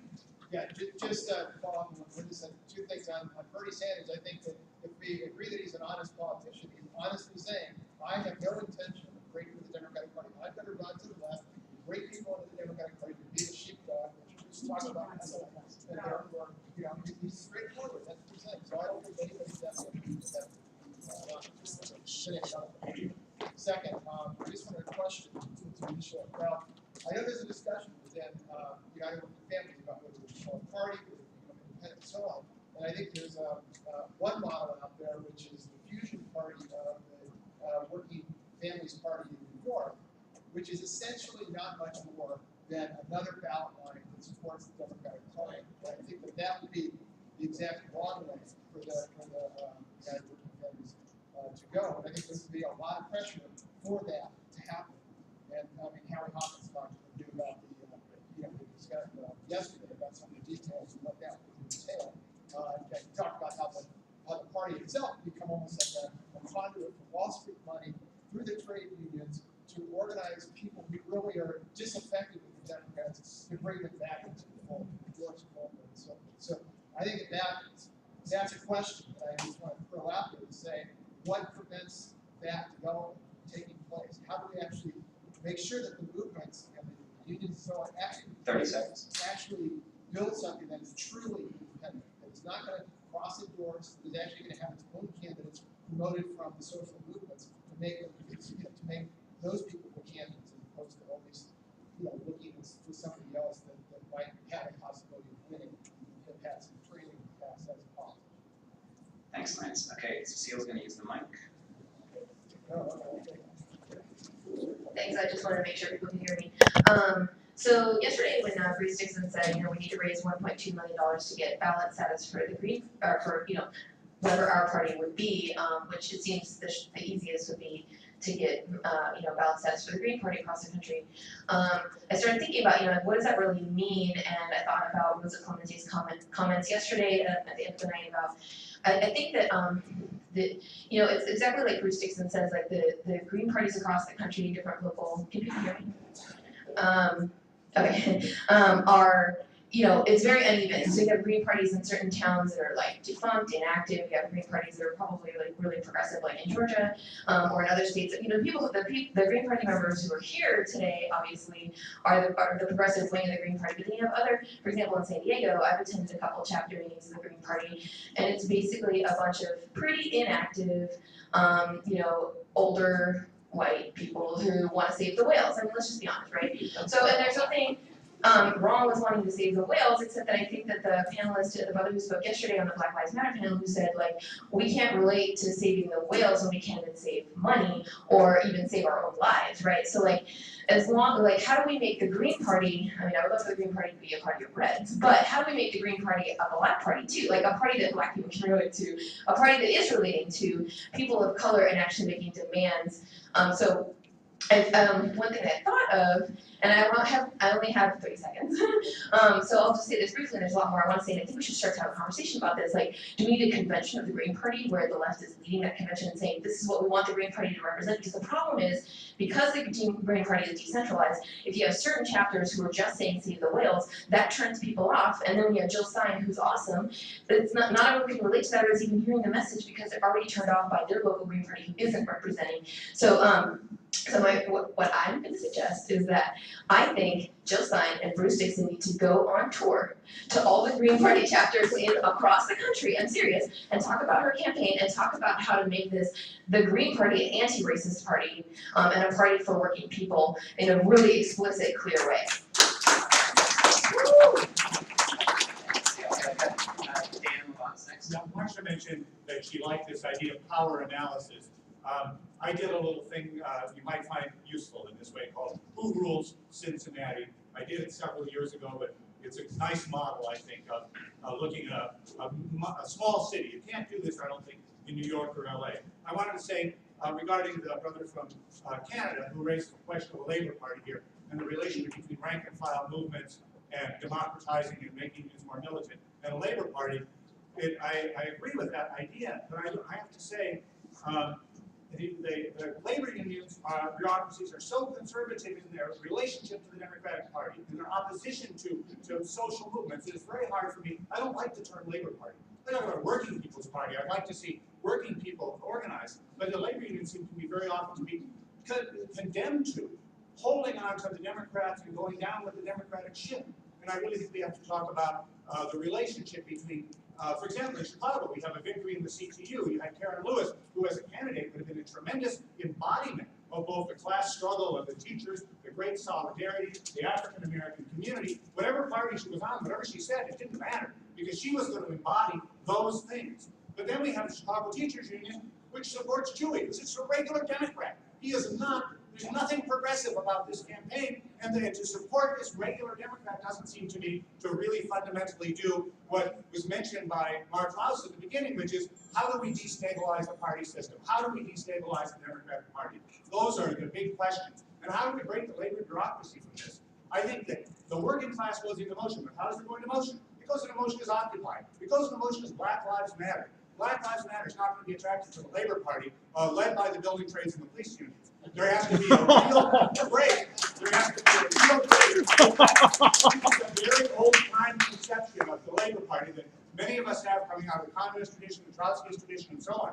I think we have to think about a working class, a working people's party, but I don't think it come out of that old kind of conception in my view. Thanks, Dan. We've got Linda next.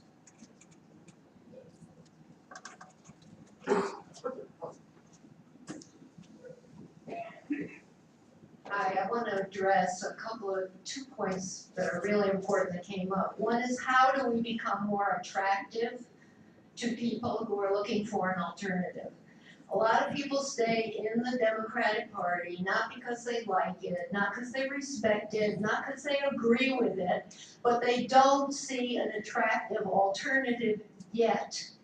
And that means how we present as well as what we say. Now, there are some Green Party members in Connecticut. I'm co-chair of the Green Party in Connecticut. I'm also on the National Committee, and I hear the discussions. Let me tell you, the Green Party is moving way to the left. I am a socialist. I encourage socialists to get into the Green Party and help it out.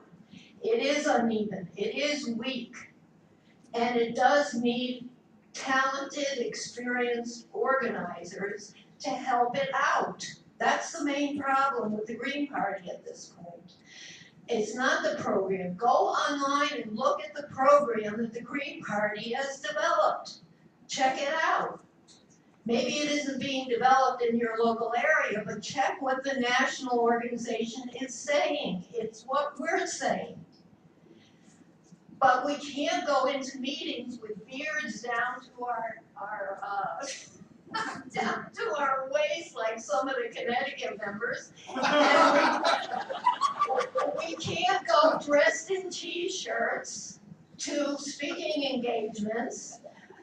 Americans are used to a professional look, and you have to look good.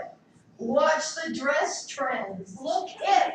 For Christ's sake, you're so squares. I have a minute extension. Wait a minute, to address racism.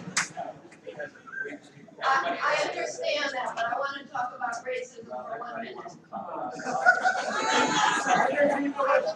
my talk, come at 11 o'clock. I think we've all been talking about all sorts of things, so if we want to keep to it. Okay, I've got time for 2 more people, and there's 10 people on the list, I'm going to cut off, and I apologize in advance. I'm going to take Ty, somewhere back there, and then the gentleman behind him.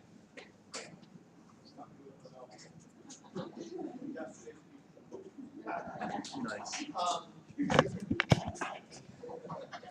I wanted to the United Working Families in Chicago is provoking a lot of discussion from Minneapolis. You know, we had my election campaign last year, provoked a lot of discussion about politics. Folks around Minnesota's for Fair Autonomy, which is an SEIU-led coalition, are actively watching what's happening in Chicago. Lance already asked some of the questions I had about how that debate is developing. I think it's really exciting if the kind of coalition that's come together could be brought or foster a serious debate about independent politics. One other, I agree that I think it's the direction of fusion that happened in New York is a cul-de-sac, is a dead end, and it'd be really exciting if in Chicago that we moved in a different direction. But the other big question is, how do you relate to national politics? So the idea is a kind of cluster of people having this discussion. The idea as well, we could have a really politically independent party run against a Democratic Party in Minneapolis, but that we should keep it to just a local political formation. And when it comes to sort of state politics, national politics, that gets too messy, and we don't want to deal with that. So just, it's another complicated question, a barrier that has to be jumped over. I mean, broadly speaking, I think what's necessary is a national left working class political formation, ideally with serious roots in the trade unions. But it's not going to be in one fell swoop that that's going to be created. We can create local formations that point in that direction, but it's an important debate to have. You have a local formation that's running independent candidates at the city level, but then endorsing Democrats at the state level. Thanks, Ted. So, sorry, again, apologies to the dozen people who I cut off the list. We're going to take this last person 2 minutes and then we'll go back to the panels. Yeah, I've been listening, and the concern that keeps coming back to mind is that everybody here is representative of an alternative party. And I think when we're running, we got to make sure that people know that we're representing an alternative. I think sometimes we miss out because we get so busy. I hate to talk about we got to win. That's true, but the likelihood of us winning is not that great nowadays. I think more importantly, like they used to do in the old days, we got to get our message out. There has to be an alternative message, right? This police brutality, that's wrong, right? We got to talk about mass incarceration. I haven't heard that mentioned. That's wrong, right? We got to talk about the war against them. That's wrong. Drone warfare. That's wrong. We've got to make that clear that we are presenting an alternative. It's not just about winning. The whole point that we want to win is we want to present what? An alternative, right? We want to tell people there is another way to go. The fact that so many folks in here have gray hair like me is evidence that we're kind of losing that. There should be a lot more young people because we're presenting an alternative. We're not just running people. If you just run, you're kind of wasting your time. That's what some of this confusion is about Bernie and other folks. It's like we got to present an alternative. We're talking about capitalism. It's not working. In fact, environmentalists will tell you that if we don't change the system, we're going down anyway, right? So this is like, this is the time when, somebody's bleeding and you can't call a cab. You're going to bleed them. We need an ambulance, right? 30 seconds. So we've got to let people know that this is an emergency situation. That's one of the ways to attract folks too. Look, folks, we got to get on board because these things are happening, right? Look at what's going on. The police brutality is right in your face, right? These things are bad. We need an alternative. So we got to make sure we send our message out to folks too, not just just focus too much on the election. Thanks. Thanks very much. So I wanted to make a brief announcement before we go back to the speakers. Joanna asked me to take a show of hands, a straw poll. How many people are thinking of going to El Angel's restaurant for lunch? Just raise your hand so we can tell them how many people to think are coming. So raise your hands. So, there's some cold pizza and there's some salad here, but so I'm going to say 25. Say about 25 people. 30, let's say 30, and it's not like it's a play setting, but they just want some idea. Okay, thank you. So I'm going to go in reverse order of the panelists. So please, 3 minutes apiece. Start with Bruce.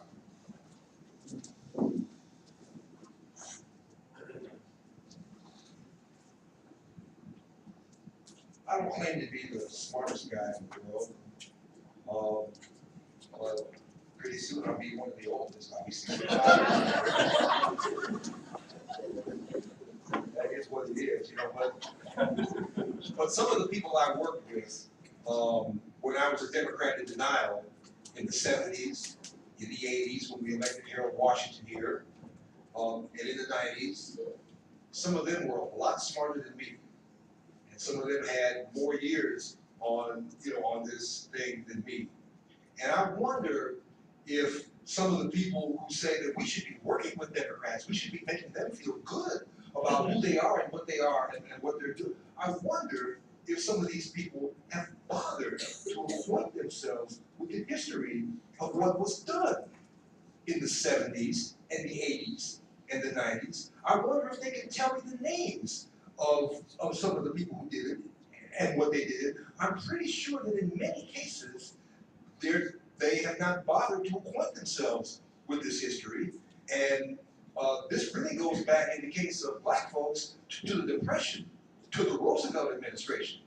I wonder if they really know what people have been doing for the last 70 years of people trying to hijack the Democratic Party from below. I mean, I don't know how much they study this stuff.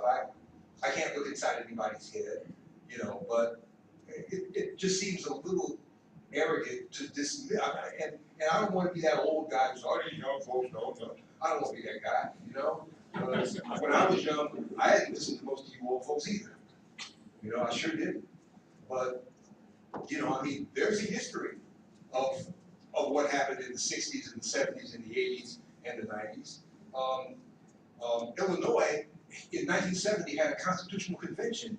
How many of you knew that before 1970, Illinois had 3 reps for each district? How many of you knew that? Only you old people here, okay? But oh my goodness, one person's under 50, maybe under 40, I don't know. But hey, but you see what I'm saying? They got rid of that, okay, so that it would be easier for capital to control the one representative. So now you can have 49% of people behind you in every district and not get one rep in the legislature. Come on. And that was in 1970. More recently, they got rid of they made municipal elections nonpartisan. That means so that now the people who always give to Republicans, who are identified as Republican givers, can give to Democrats without any stigma. And this is done in Philly, in Chicago, in New York City, everywhere across the country. So I think we have to, I'm sure that one lesson of the last 70 years is that we have to compete with Democrats, not cooperate with them. We have to take their base. And we don't do that by trying to blend in with them. We do it by outdoing them and by outcompeting them. And we've got to try and do that.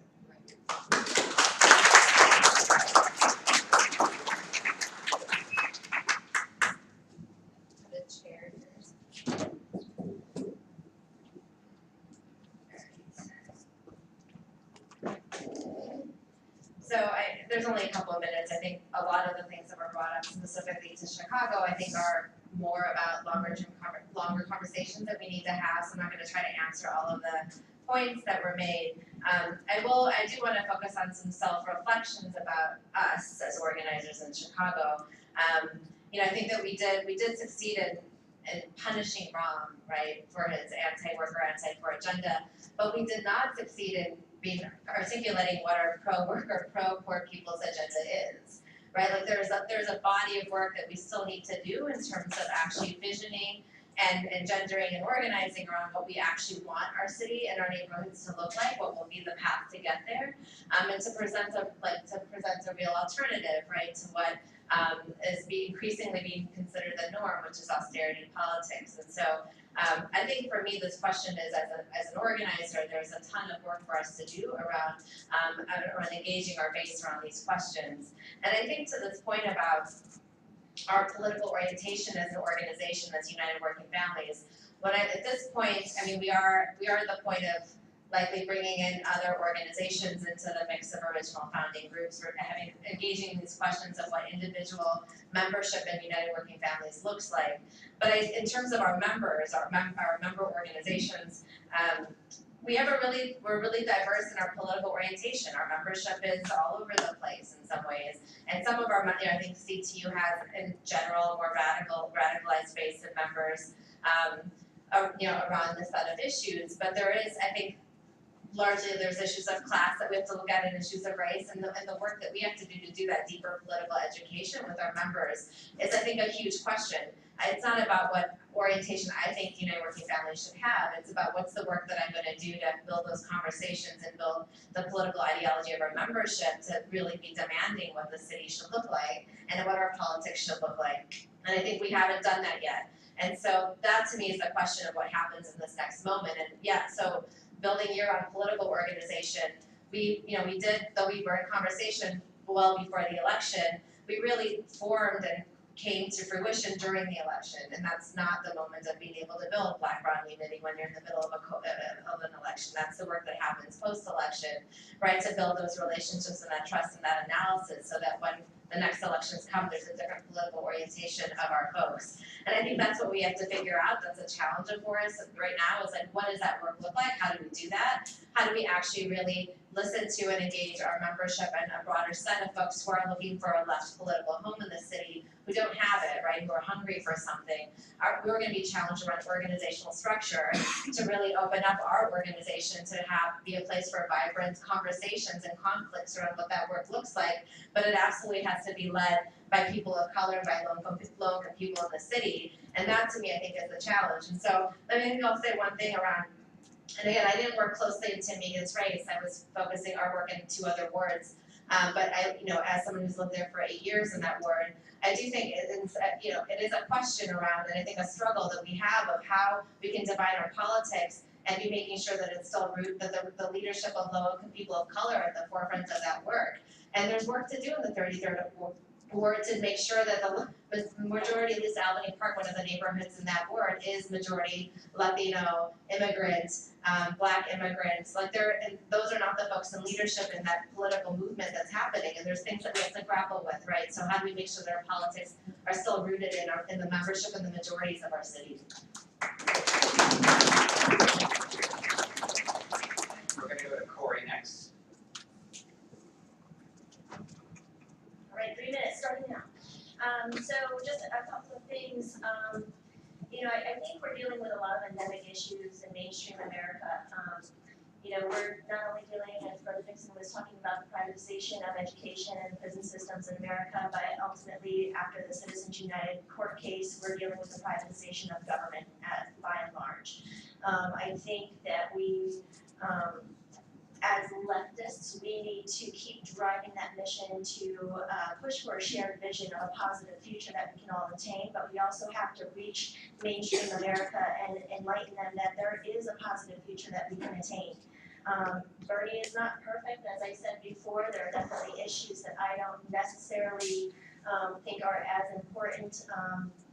I think Social Security, Veterans Affairs, I think they're all very important issues, even though they don't speak to me personally and as an individual. I would like to see more things about racism. I would like to see him stand up about women's rights and other issues. But he does have a captive audience in the mainstream. He does get screen time. He is in mass media, and while we need to beat the drum on the liberal end of things, we still need to work with what we have, and at least Bernie is out there. So it's not a perfect system, but I think it's an evolution, it's a stepping stone to a place where we could actually get to. We need to work to change the fundamental way that we can work towards change. There is an element of compromise, but we do need to activate young people, and we have this wonderful thing called social media now that wasn't around in the 70s. But we need to maintain the left as representing the alternatives to that shared positive vision that we all want to work towards and get towards, but we need to work with what we have now, use the tools that we have now to be able to further our vision. It doesn't negate the work that we do, it doesn't say that this isn't a viable option. It's a stepping stone, it's a building block, and it's a tool that we can all use to get to that final place. So I think ultimately we need to be true to ourselves in the struggles and where we're at in our different perspective of things, but recognize that it's a process and it's going to be a process, and that it's going to take everybody working together to really challenge the broken system that we're all under. So 30 seconds under that.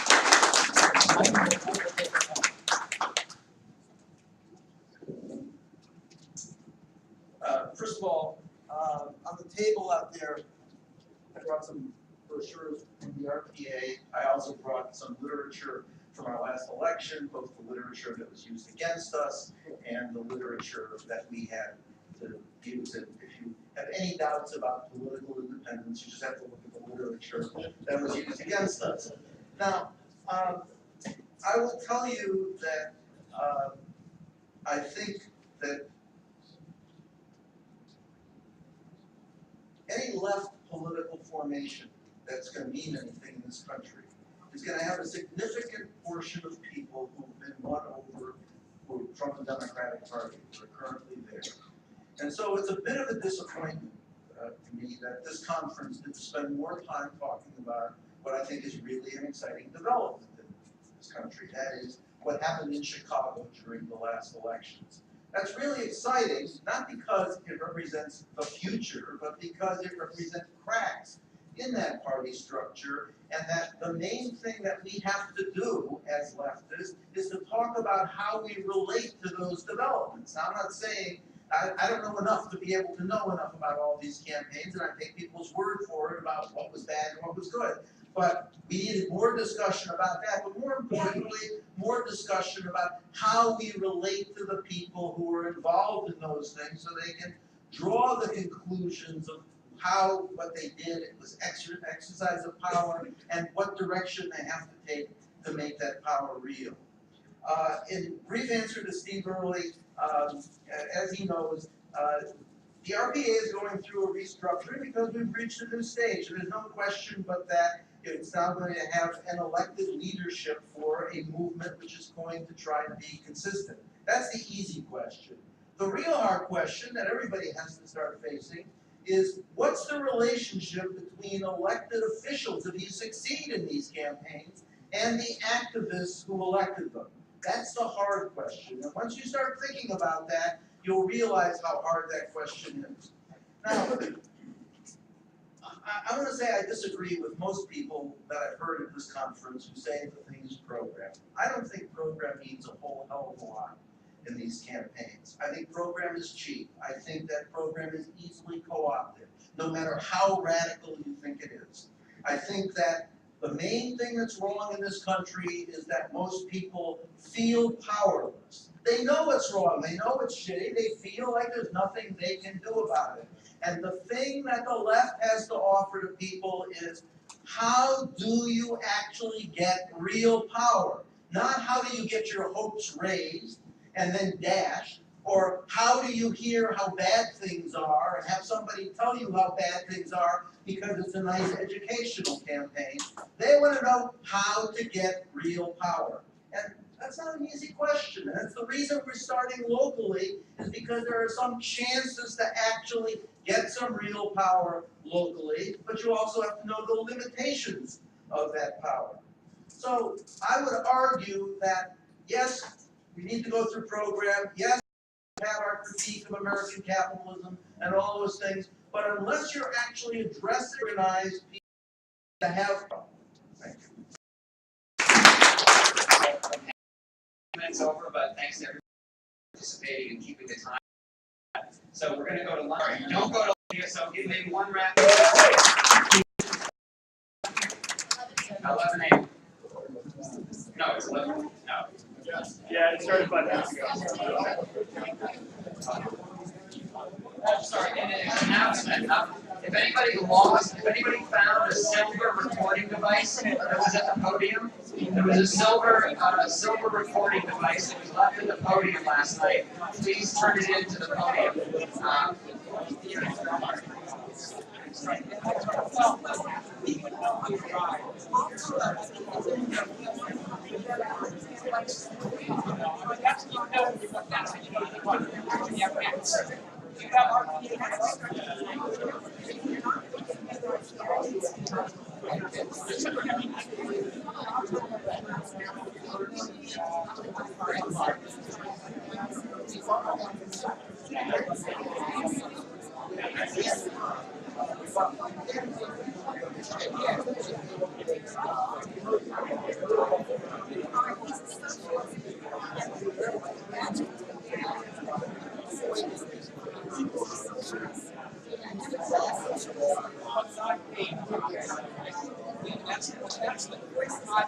Attention, please. Attention. Attention, please. I need to get a quick census to let the restaurant know about how many. Sorry, everyone.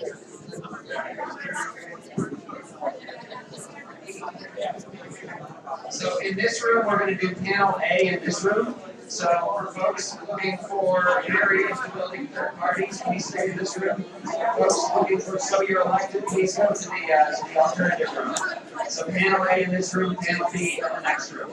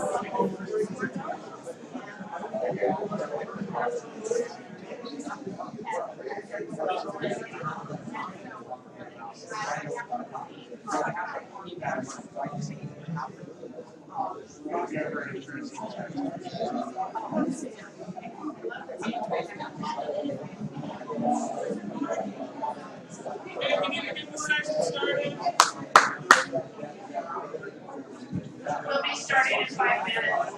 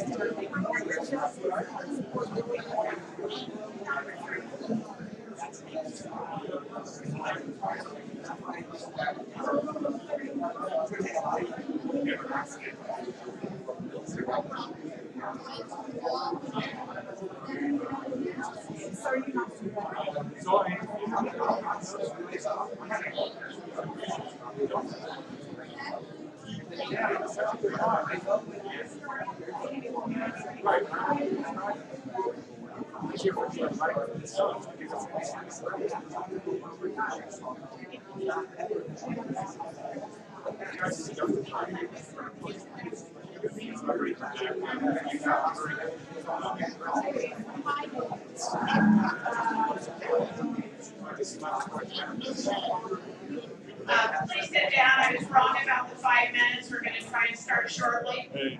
They're about to start, so you have my PowerPoint ready to go? I do. What order are you going in? I think I'm the first. I'll be one of the first speakers. Okay, you can just say next whenever you need me. I'll say next. I'm going to skip a few, so if I may, That's fine. So we can get started soon. Okay, that's great, thank you. We'll be starting shortly.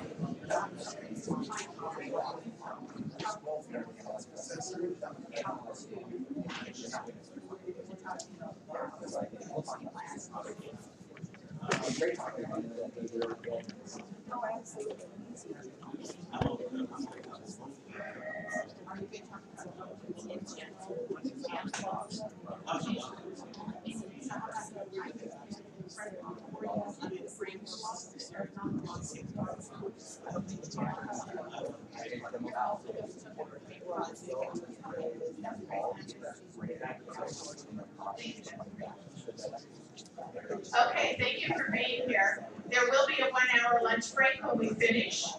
And so I hope you can stick around. There's also food at the back, and it's fine to eat while you're here. I'm Deborah Rieger with Peace and Freedom Party of California. We have a total of 5 speakers, including me. And we're going to be talking about these barriers to building third-party campaigns, and I think it's an important issue. As we're starting up, I want to let you know that one of the things, have you all heard, anyone heard of Ballot Access News? Well, a few of us have. Yeah, this is a fabulous publication, and the editor sent me 44 copies of the new issue that just came out. I'm not going to be speaking about it, but he sent it so I can hand it out today. May I have a couple of volunteers to take this package and hand it out? Thank you very much. It's really valuable information. You probably don't have the time or interest to read it now, but I encourage you to read it later. And so, one of our panelists I don't see. August, are you here? Oh, okay. I have you speaking forth, but if you want to join us, I'd be happy to have you. So here's, pardon me? What? Oh no, I'm sorry, I have you speaking fourth and Linda Thompson is speaking fifth. Okay, so here we go. Here's what's going to happen. I'm trying to set up the session now. We're going to try and end by about 12:50, so we have just under an hour and a half. We have a total of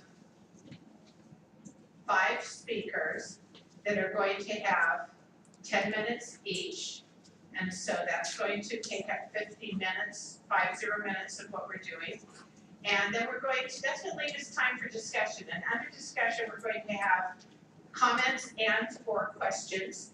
I've noticed in other sessions that people really want to talk either about their own experience or tell their own opinions. And so we're not going to limit it to questions. I think it's really valuable to hear what other people have learned from the School of Hard Knocks. But we're going to have to limit the time. If you want to give comments instead of questions. If you want to do a question, depending on how things are going, we'll either write them down and then answer them at the end, or we'll do it one way or the other, and then we'll have a quick wrap up. We have some prepared presentations, so we're going to, John Andrews has, and part of your presentation is, speakers, part of your presentation is introducing yourself and saying whatever background information you want. I have a cell phone that has a timer on it, and we get 10 minutes each. And so, John Thompson, go ahead, please.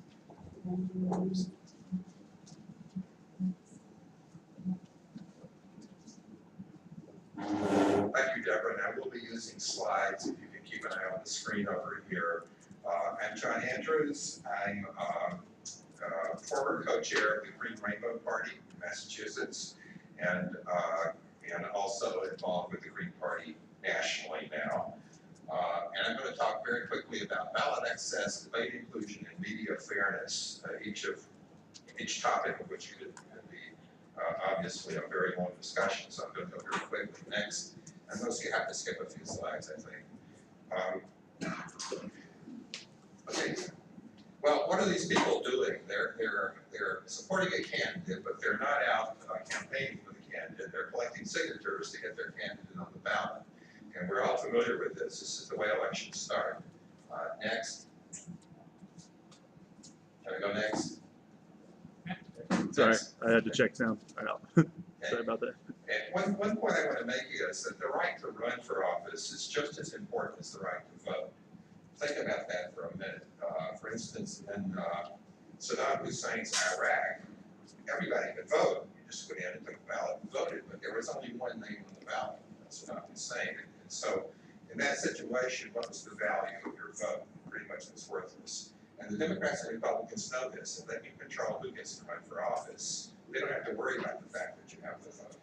And we spend a lot of time worrying that voters are going to be excluded. We have laws, all kinds of laws to protect people's right to vote, which are under attack, but we have them. But we don't talk a lot about the right to run for office.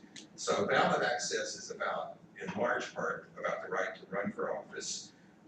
Next slide just addresses the presidential question, and I'm going to talk. I guess I'm going to talk mostly about the presidential and not the ballot access at the state level, just for sake of brevity.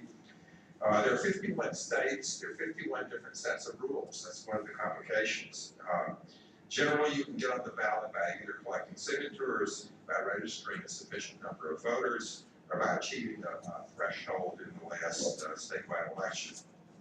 And it's very easy to lose ballot access if you're depending upon the vote threshold, because in a presidential year, at least in my experience in Massachusetts, the presidential candidate is the only statewide candidate that can qualify for ballot access, and getting 3% can be tough in that race.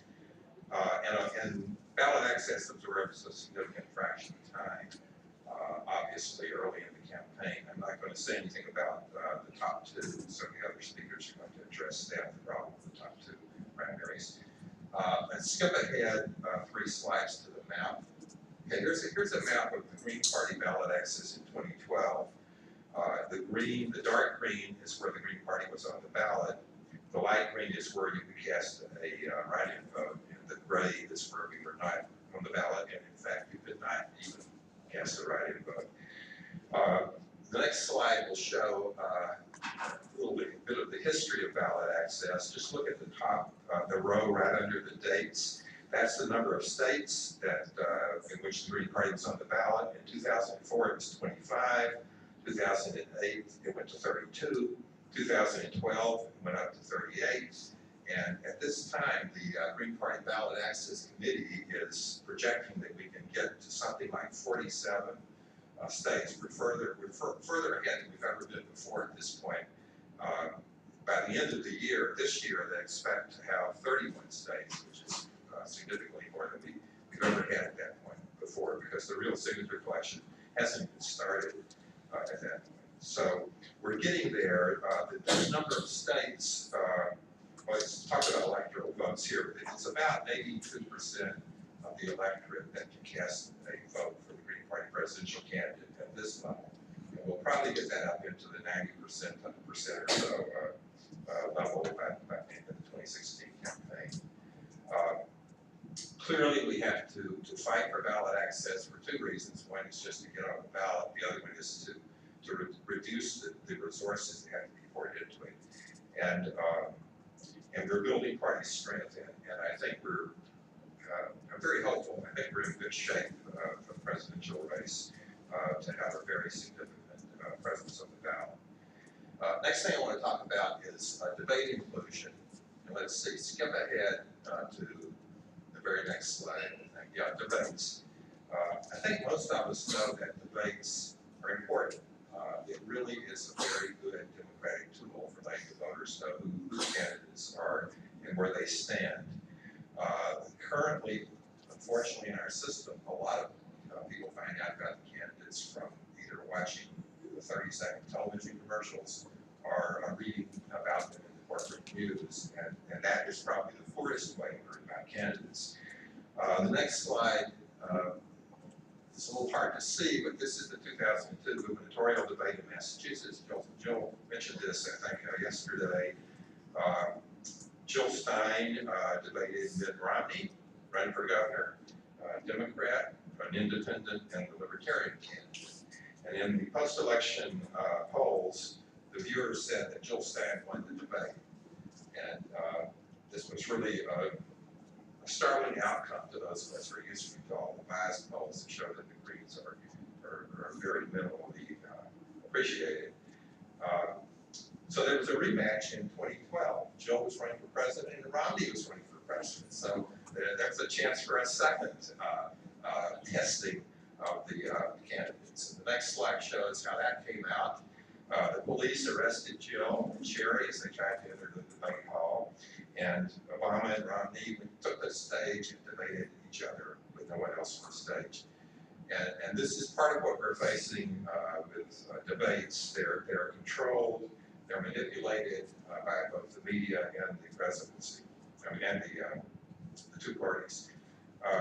The next slide shows a little question of how many candidates fit on the stage.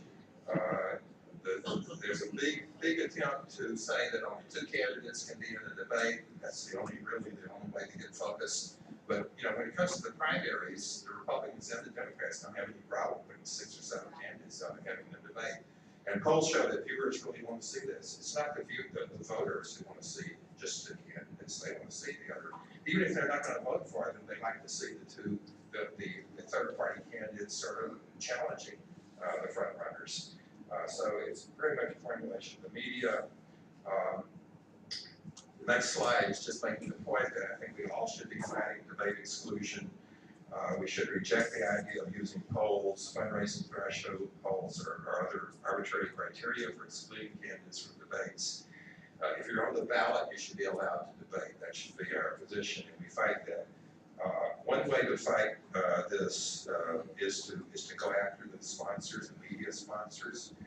In Boston, the way Joe got into it was in one of the debates. There were media sponsors. There were 11 television and radio stations and newspapers, all formed this consortium, and they all agreed that Jill should not be in the debates. We forced them to be more specific about what their criteria were. They came out with some criteria that involves things like you had to have raised $100,000. They didn't think we could do it. We took that as a challenge. We ran with it, and money poured in from all of this nation. Hopefully, the Green Party people really came through for us, and we exceeded the 100,000. We put Jill on the ballot.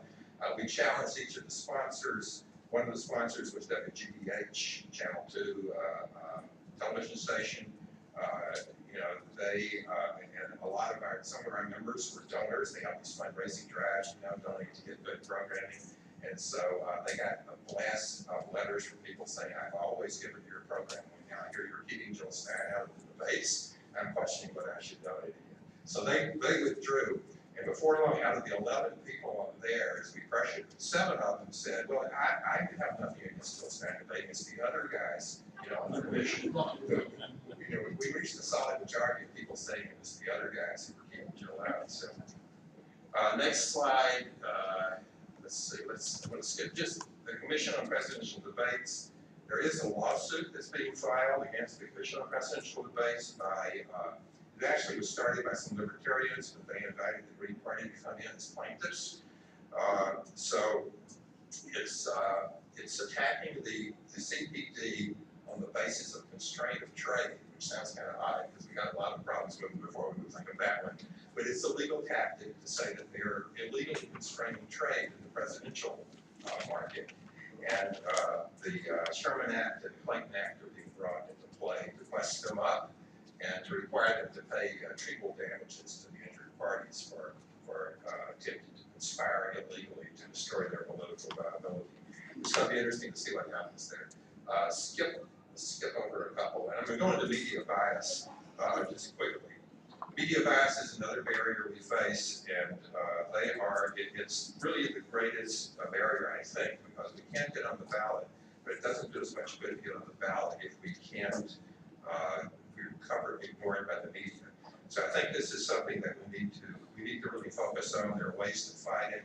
The internet, the presence of the internet and online communications, I think is one thing that's given us a real tool to fight against exclusion from conventional media. Thank you. Thank you, John. Michael Rubin is going to speak next. Thank you very much, Michael, you have 10 minutes.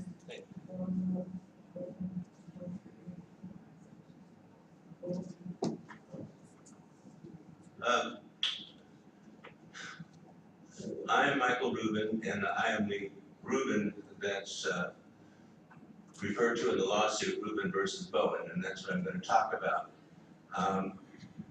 Basically, I want to locate Top 2, which passed in California in June of 2010 as a state proposition. I want to locate that in the question of voter suppression. I don't think I was hoping this panel would have more. There are a number of ways voters are being suppressed in this country. We've talked a little bit about prisoners. We've talked a little bit about we haven't talked much at all about voter ID laws and so on. I think that we need to talk more about that and to be more visibly against these things and waging campaigns against these tactics to suppress the vote. Well, Top 2 is another way. What passed in 2010 in California was a proposition that said that only the top 2 candidates, regardless of party, advance the general election. So there's a primary election, your party can run in the primary election, but only the top 2 candidates in the primary election get to advance the general election. Now, what happened here was that the fact is that most of the energy and interest in political life in California, at least I think in most states, is that the general election has a much wider participation, interest level, and so on. And so basically, since this has passed, none of the candidates of the small parties, and I represent the Green Party, another thing, has made it to top 2, and I think that that's deliberate. And again, as a form of voter suppression, I mean, basically, the establishment does not want the voters of the small parties to vote. It wants to stay home and go away. And this is what Top 2 is about. Now, after this passed on the ballot, I personally decided that this needed to be challenged. And I went to my local Green Party group in Alameda County, where I live, and said, let's file a lawsuit. And they agreed. I got my local Green Party group to agree to that. We approached the Libertarians in Peace and Freedom. They agreed with it. And so we were able to put together a coalition to oppose this. Now, the next step was to find a lawyer who would take it. I approached several lawyers. We finally found a lawyer, Dan Siegel, whose name has been mentioned earlier today, is our lawyer. And not only is he our lawyer, he is giving us a very much reduced rate because he believes in what we're doing here. So we benefited both from his legal skills, but also his political sense. He's been an advisor in how we pursued this from the beginning.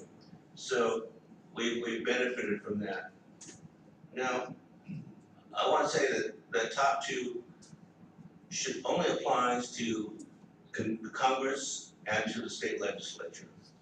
It only applies to parts and office. In California, many offices at the local level are nonpartisan, and Top 2 does not apply there. So, basically, we formed this coalition. We filed a lawsuit in the Superior Court in Alameda County, and basically the whole entire case has been a technical case. the opposition, and we're being double teamed by the opposition. The opposition has Deborah Bowen, as it was at the time we filed the lawsuit, the Secretary of State in California. And so she had the use of the Department of Justice, the Attorney General's office to defend her. But also the proponents of Proposition 14 hired their own lawyer, and the judge granted them intervener status. So basically, we've been double teamed through this entire process. We have a lawyer, they have two lawyers, they have two sets of lawyers. And so we have proceeded. And basically their strategy has been to request a demurrer. And a demurrer, for those people who aren't lawyers, they're trying to throw us out.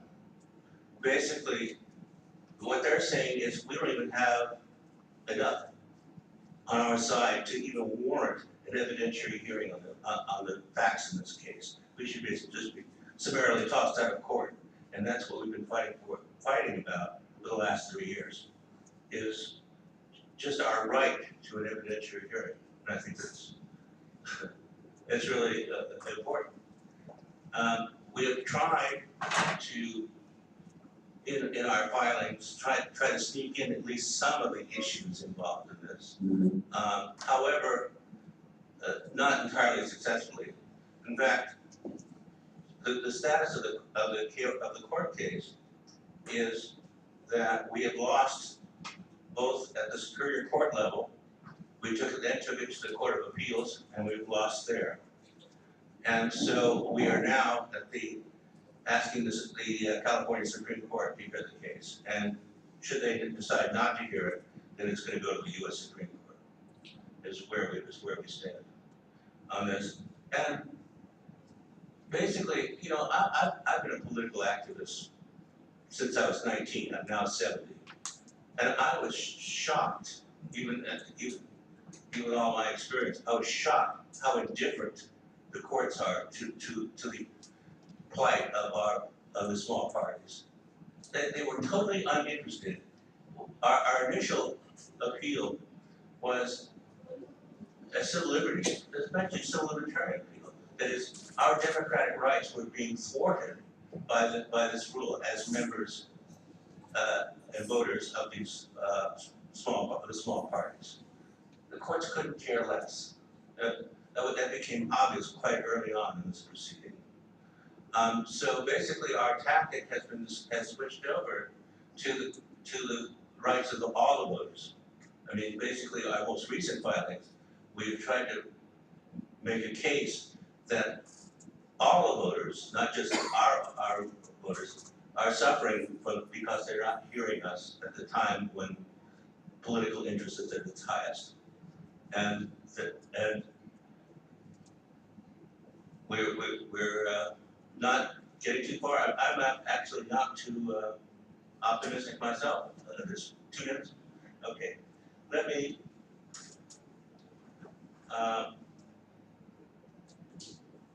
just talk about two more things. One of them is, as a result of the lawsuit, we gained something outside of the courtroom, which was interesting. The Democrats in the legislature threw us a bone.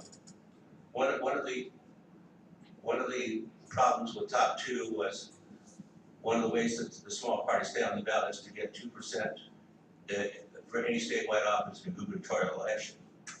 And we lost that because none of our candidates have made it to the general election, which was the purpose of it. So we lost that way of staying on the ballot. Now, what the Democrats did is they lowered, well, they did 2 things. They changed the 2% rule to the primary election instead of the general election. So if any of our candidates get 2% in the primary election, we get to maintain ballot status. And also they lowered the number of registrations, which is the other way that the small parties get on the ballot, from 1% of the total registration it's a total number of voters in the last gubernatorial election. They changed it to 1/3 of 1%. So in one sense, our places on the ballot the Libertarians, Greens, and Peace and Freedom are relatively secure. On the other hand, we're not having any candidates in the partisan offices in the general election. And the last thing I'll end with this. I wanted to talk a little bit about the effects of on politics of this top two. I should say that during the course of the election, both the Republicans and Democrats were nominally against this, although neither one of them lifted a finger. However, this has come back to bite them, especially the Democratic Party. Have I used my time? You have, yes. Well, I understand, but I'm not going to take comment on that. Please finish your next few sentences. Okay, let me just say that top two has increased the internecine warfare between in both of the major parties. And the reason is because the candidates have become more important than the parties. The effective proposition in 14 was to weaken the parties, and now the candidates are ever more powerful, and basically the level of conflict within the parties has increased.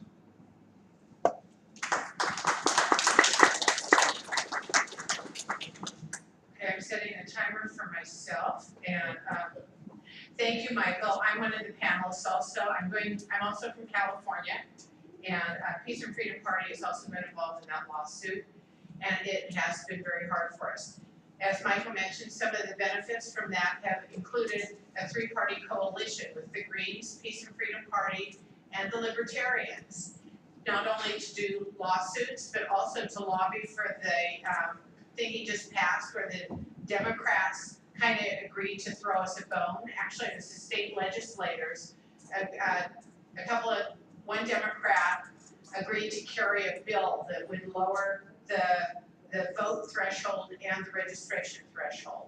And the three parties lobbied very hard to get it to pass, and it was kind of a hard sell, but it ultimately passed really only a few months ago. That the three parties are safe, at least, ballot safe at least until through 2018.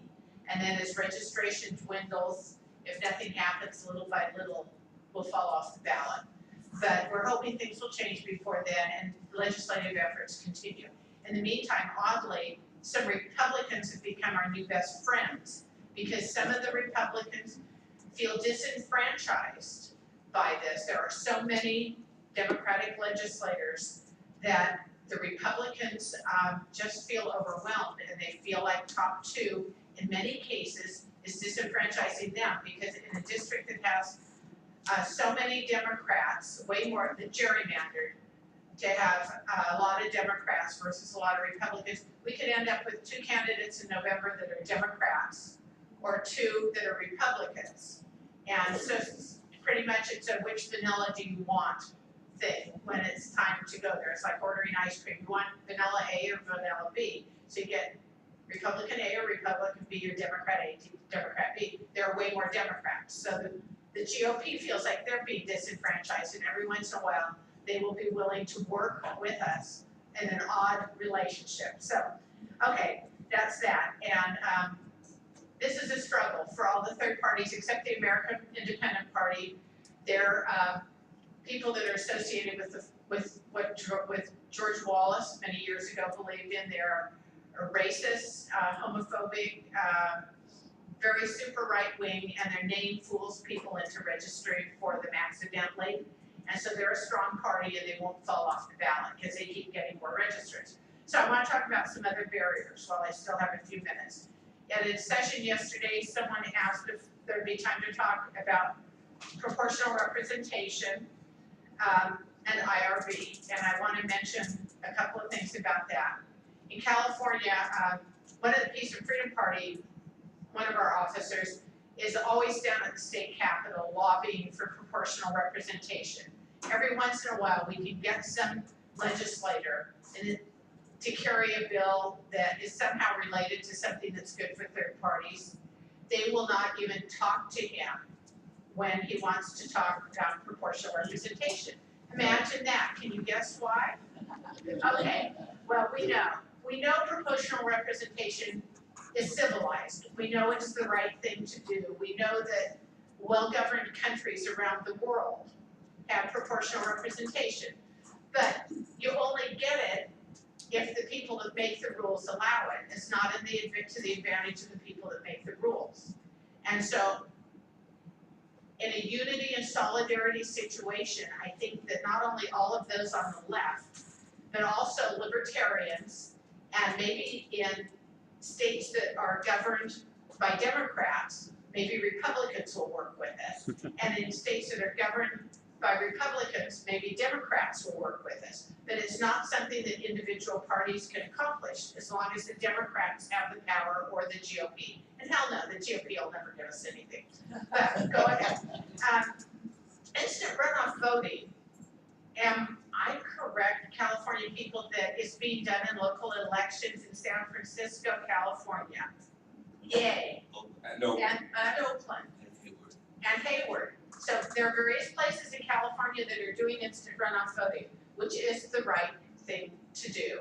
It's not necessarily just a progressive thing. It's just an efficient way of doing it. I'm not going to try and explain it if you don't know what it is, but I bet most of you do. One of the things is that it keeps you from having to have runoff elections because you get it's like instant, well, it is instant runoff voting. It's effective, it's nice, and I think we should all be pushing it, again, in unity on the left and with the libertarians, because the libertarians want it too, even if they aren't clearly on the left. A lot of them want to make it work. Please read the Richard Winger Ballot Access News. He's very well informed about this, and he keeps track of what's going on across the country. He has a page in there that talks about countries in the world, how many parties they have, or actually how many seats they have in their governing bodies. And then it's near the last, is a full page table, and how many seats they have in their governing bodies, and how many parties. The US, 2, and other countries will have, a much higher number that's more representative. We do not have a representative government, and proportional representation will take us there. A hit we had in Sacramento, or not in Sacramento, in California, is that there is now a bill that's been introduced, and I think, by the way, other states watch California, not because it's good, but because it's big. And there's a new proposal that I spoke about at the legislature a few days ago that's enhancing the motor voter law.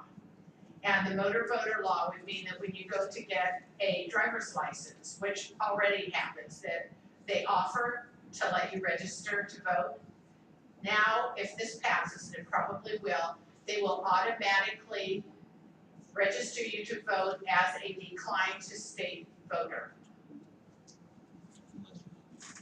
Well, and Michael mentions unless you opt out, but the language of the bill says after you are signed up as a declined to state voter, you will receive instructions in the mail as to how to choose what party you want to switch to or to opt out.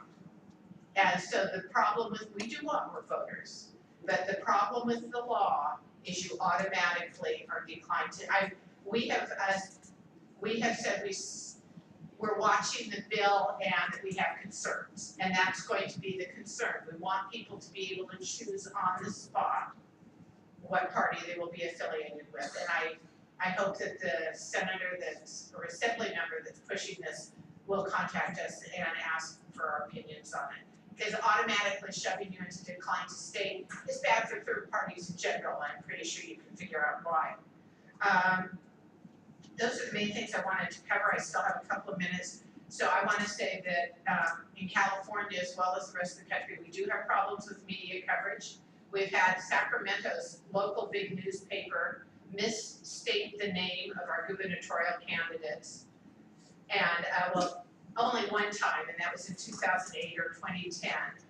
And that candidate was also omitted from debates. But every once in a while, they will not list our candidates at all, even for big things. Of course, now in November, we'll never have a candidate. The way in California, when there's a ballot initiative, which Prop 14 was, They were deceptive in doing it. Insurance companies were the bigger contributors to the bill that led to us having top 2 elections. It might, yes, AARP was one of the biggest ones, and they sell insurance. HMOs were big investors. Part of it is because they help support campaigns. And my speculation is, and I don't know this, that they figured they would have to not spread around as much money if fewer candidates went to the November elections. So they pushed this as a choice issue. So a bunch of Californians voted for it, now we're stuck with it. So then there is an implementation bill to change the laws that are needed to make this run smoothly.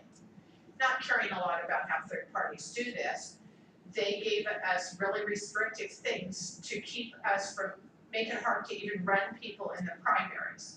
So we used to have to get, when I ran for state treasurer, I had to get 150 signatures to run for state treasurer.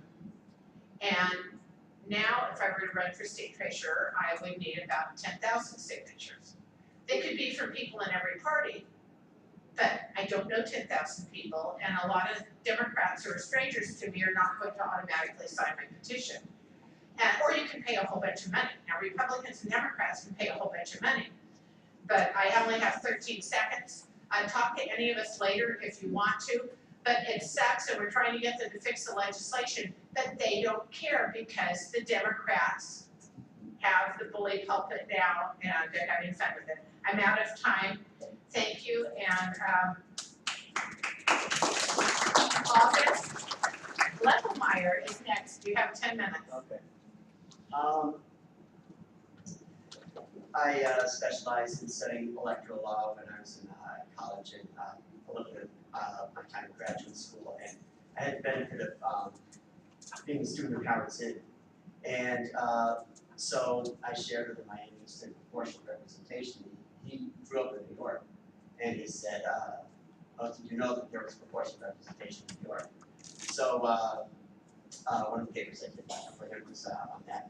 But before I get to that, just generally, the history of like election law in the U.S. is very closely related to kind of elites' suppressions against the people. So, you know, in similar fashion to how we see Republicans making these, you know, false emergencies about, you know, rampant situations of people engaged in voter fraud. This is just a repeat of what happened in the early 20th century. And in fact, the complete story of the end of Reconstruction has a very major element in it that after the federal troops left, there was a period of time when there were still African American candidates running for office, African American voters being able to vote for them, but this disappeared after the voting rights restrictions went in, and they took the form of registration laws. So I think it's very important for the left to draw attention to parallels between then and now. So as to proportional representation, many U.S. cities had it. Not a few quite as large as New York City, but progressives were able to get on into office where not so otherwise. There were two actual Communist Party members in the New York City. I think it was called. Well, they changed the name. I think it was Ben Davis and Pete Catrioni. Yes, yes. And the campaign to end proportional representation in New York was sort of the beginning of the McCarthy era. It was 1947, and whole kinds of hysterical anti-communist tones coming from the media, and so it got, you know, voters took off the ballot, and then end of PR and end of left-wing candidates in New York City office. So that's one history, and so these are things that we should be pointing to as activists, so that we should be, you know, a lot of things that we're able to say now, we couldn't have said in the past. Like, we're able to speak about white supremacy without people looking at us like we're crazy. And so I think I would suggest that if we're pushing for third parties, we should push for making the point to people that we have a very unfair electoral system, and it's unfair in ways that is not tolerated in other countries. And the fusion laws, the Populist Party had benefited from being able to have double ballot registration of candidates, or endorsement of candidates. So let's say he's running for, he wants to be populist, and in some states the Republicans would be pro-populist, so he'd go into lines. And so this way, a lot of populist candidates were able to get into a number of state legislatures in like 1890s through late 1910s. Then again, there were laws done to do away with this. Let's see.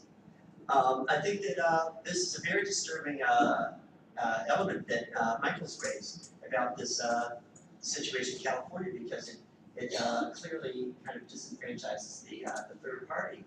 And there was a left-wing party attempted in late 1990s called the New Party. Does anyone remember the New Party? And, okay, great. Well, a lot of the organizing was based out of Brooklyn. By that time, I was in Brooklyn. And basically, there were some authorities in Minnesota that challenged this idea of being able to have like the double endorsement. And so, so this went up to the Supreme Court. And so there was this decision, Timmons versus Twin Cities New Party, in which the Supreme Court explicitly said it's in America's interest and tradition to have two parties, and we're not going to accommodate this. So this basically countenance this particular state's doing away with fusion laws. Now, a lot of states, there are fusion laws still in New York State, and so we still have fusion.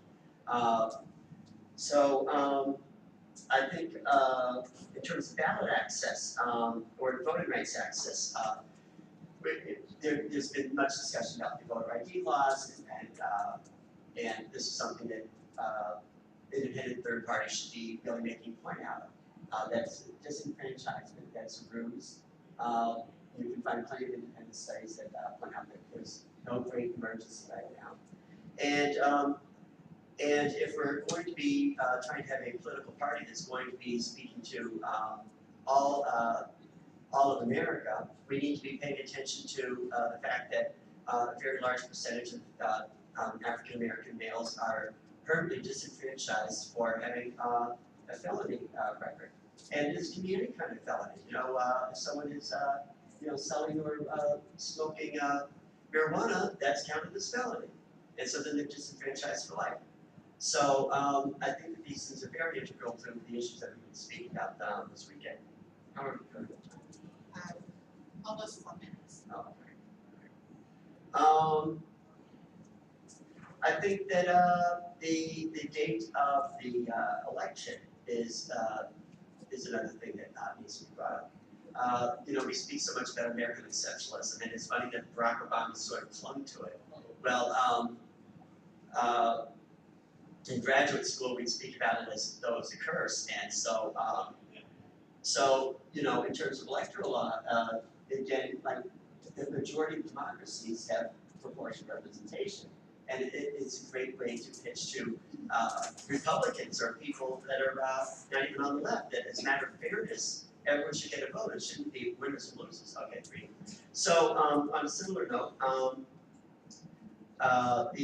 most democracies have elections that are on the weekend, and this of course have greater turnout if we had Sunday elections, but we had Tuesday elections, and that there had been traditions where employers would let people have time off to vote, and now of course a lot of employers are not accommodating to this kind of thing. Let's see. It's about probably 2 minutes now. Yes. Okay. Okay. Well, I basically said all.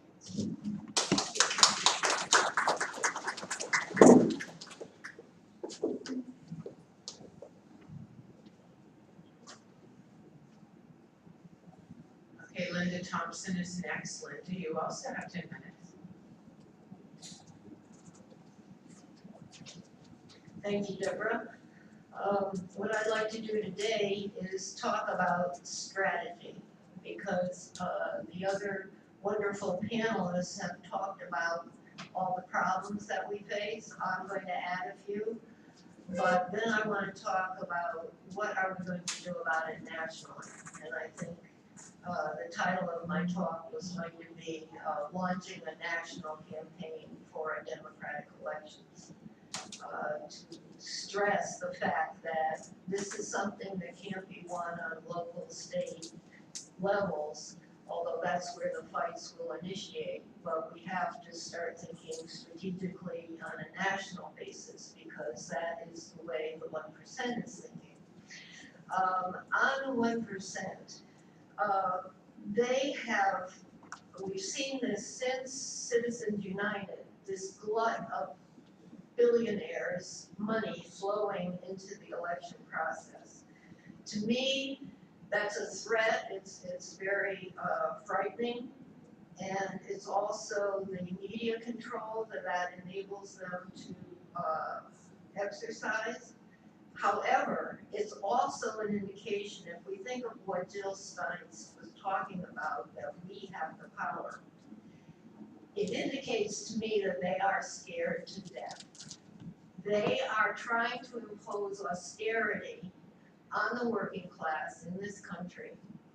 And they know there's going to be a reaction, because we all went through the 60s. They learned lessons, we learned lessons. And I think it's a tribute to our power that they are making all these moves to block us. So what are we going to do strategically to counter? First of all, I haven't heard anybody say that, I think maybe Jill did mention it, 58% of people think they want a third party. Those are in the polls. And over 80% think that there's too much corporate control of the election process. So the people, there's been a tremendous shift. There's already people who see this, but it has served to disempower them, make them feel powerless, and to demoralize them. The other thing about money flowing into the election is that it has turned them in a very negative, sick direction with the campaigning that is going on. If you think about it, that is also to turn people off to politics and make them demoralized. They don't want to get involved in that. So this is a big issue, and what's happened is that now the media conglomerates depend on 30% of their income from campaign advertising. This has become a huge industry, and money is pouring into it like crazy. So they are trying to shut us out, as we know, from on the ballot, in the media, and so on. So what do we do to counter this, and who do we turn to? This conference is mainly made up of leftists who are breaking with the Democratic Party. However, there is still a huge milieu of liberals in the Democratic Party, or just in the movement in general, who are disgusted with what's going on and also panicked, by the way, because they've been comfortable in the Democratic Party for decades, and now they're getting very uncomfortable. And their hypocrisy is beginning to show. How can they continue to do this when this money is flowing in? This is why they are freaking out about Citizens United. Now, I'm just going to list some groups. I can't go into each one, but I want you to check them out on the internet. Public Campaign is a group. The liberal response is that all these coalitions are forming to fight money in politics. Common Cause, Friends of Democracy, the Democracy Initiative, Move to Amend, and of course we know MoveOn.org, the big one. But anyway, they are beginning to all focus on money flowing into politics. Why? Because that's what they can focus on. I'd like to draw your attention to this book, Dollarocracy by John Nichols and Robert McChesney. Because it's very good, you should all read it, it lays out a lot of good things, but they focus on this money and politics and the media complex and so on, which is becoming like the media industrial complex. However, they give maybe less than a chapter on the Nader and Jill Stein campaign and third parties. They don't talk about that because they essentially are upset that they can't maintain the two-party system in all good conscience anymore, but they still are not really confronting the issue that the two parties are the problem. That we don't need to reform the two parties, we need to have other parties. Now my feeling on this is the left has become somewhat marginalized and isolated over this last terrible 40 years that we've been through. And in order to break out of that, we have to remember something that I, as a socialist, learned in the 60s. We have to appeal to the liberal community on these issues. We have to reach out to them, not write them off. And sometimes you have to blackmail them. You have to really stick it to them and say, what are your principles? And the left has gotten away from doing that. A lot of the leftists says, if you want to work with liberals, you've got to. We've got to win over this layer to the ideas of essential human common democracy and our right to run. And I think if you see that as a task, we'll begin to make progress, and it has to be a national campaign. It has to be. It has to be. We all have to be on the same page on this. Then it's going to play out in different local areas, statewide, local, and so on. But the way we can do that is to initiate fights about the debates, initiate lawsuits like what is being done, and to submit bills that change the election laws. Green Party in Connecticut has submitted, I think, 4 or 6 bills, but one of them addresses ballot access. So if we can't win in court, we can write our own bills and submit them.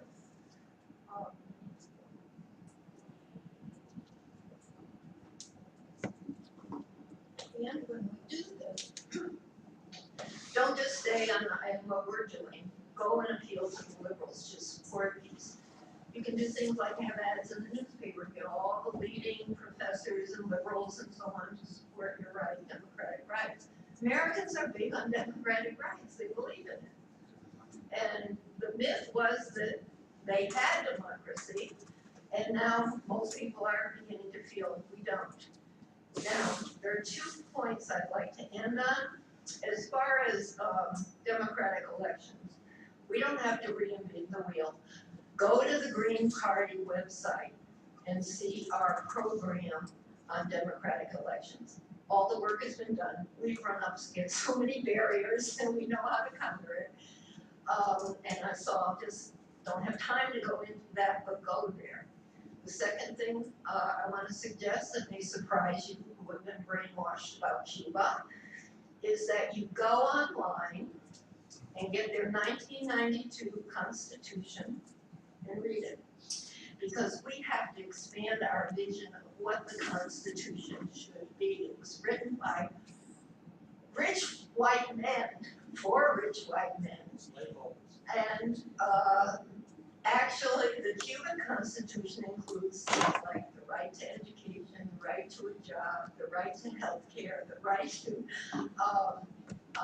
against militarism. Read it. You will be shocked. You really will. But it gives us ideas. We can learn from this. What should we be saying democracy looks like? It doesn't look like the Constitution. So we need to revise that in Americans' heads that we should demand. So that's it, I think.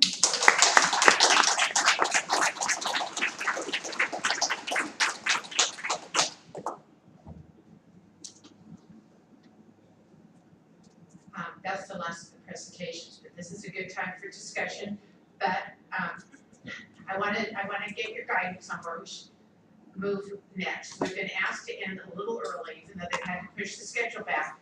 So I think we should, and our speakers would probably like to do wrap-ups. I know at least one would like to. I'd like to suggest that we take 15 minutes worth of comments and a couple of minutes each. Hang on. Let me get my, okay, never mind. I'll get my paper while somebody's talking, but these guys want wrap-ups, so let's take about 16, and take 8 names. Okay, let's see. 1, and remember your name, or remember your number. 2, 3, 4, 5, 6. Let's do 8, 7, 8. You in the black. And I'm sorry for anyone I missed. We'll see how much time we have. 2 minutes each, and I'll set my timer. And thank you. You can speak. This is a fairly small group. You can shout to the room, or you can come and stand here. Shout to the world. I'm Bill Alderston. Like Mike, I work with the Alameda County Ratings, and as a side note, I was one of the last Green candidates running for statewide office in California, running for joint commissioner. I got about 80,000 votes. Number one, California is not the only state where this is happening. And Mike or someone else might want to comment. At least in Washington, I know, and I don't know if there are other areas where they're considering this. But the main thing I want to ask and comment on, and Mike started to, so I would like to give him a little more time, is the contradictions that this has created within the two bosses' parties, especially the Democrats. It's not only is it infighting, but we see it reflected now in the labor movement, and not just in California. Because of this procedure is accentuated in California. The attempt by the labor leadership to draw a line between labor Democrats and corporate Democrats, and this has facilitated this kind of divide. I imagine we'll see it again. And I think it relates to a bigger question, which is beyond this panel, which is the contradictions that are developing within the labor movement around what kind of resources and what kind of emphasis to put, at least at the national level, in the elections. But certainly we've seen this in an extreme form in our local area in terms of trying to find real labor Democrats. Thank you. Who's number 2? Go ahead. Do you want to speak here or shout? I'll try it from here. That's great.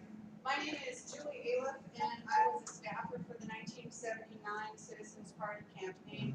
And part of what I did was ballot access. And there's nothing that makes me more crazy than barriers to candidates running that speak to the enfranchisement of citizens. And what we are seeing and what we've been talking about is the overriding disenfranchisement of the citizens of the United States. We are not being represented. We do not have access. And not only within our government, but also within our media. And what Mr. Freeman said yesterday was, what about alternative media? Is that if we are trying to reach the young people of today, where are we on YouTube? Where is the humor of the 1969 Chicago demonstration? Where is that? We need that. If we have to buy that, let's buy that. Let's put it on YouTube. Screw ABC, screw NBC, screw Citizens United and what they've done to access. We can bypass that. We don't need it. We're at an intersection of time where there is access on the internet. They haven't taken that away yet. We can still get to everybody.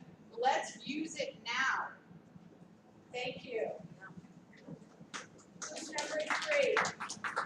Go ahead, please. Yes, I have more of a question rather than just a comment. So I'm curious about media as well. We've been talking about social media and things like the power that's been building.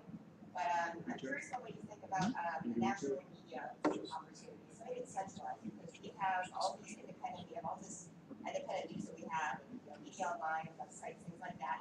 But it's all very insular to the left, and it's not mass. It's not mass. We have to admit that. What do you think about making it centralized, just like having a centralized national party or independent organization toward electoral politics. How do they make our own media then go across the country? That sounds useful. I'll encourage you guys to write that down and we'll cover it during wrap up. Those of you who are sitting near the front, if when you talk, you turn around so everyone can hear you. Your voice is loud enough that it might be the people. She asked about a national media presence, and we're going to discuss it during the wrap up. Okay, who is number 4? John Meager with the Peace and Freedom Party from California. I've been a candidate for state office and federal office in the past.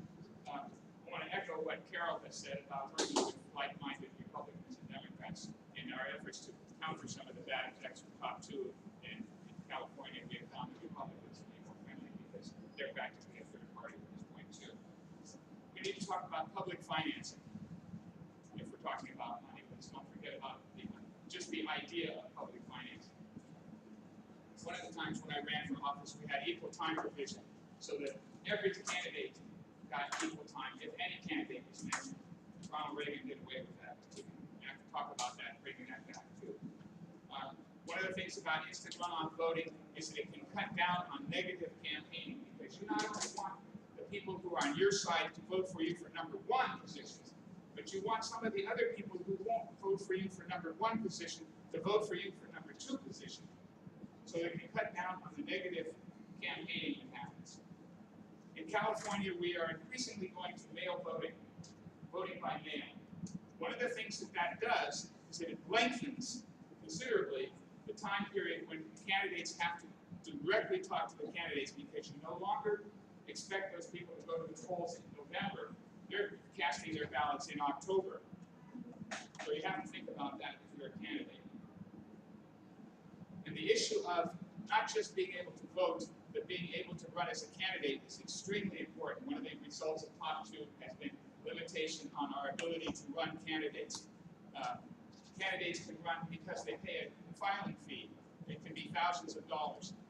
That individual candidate or campaign might be able to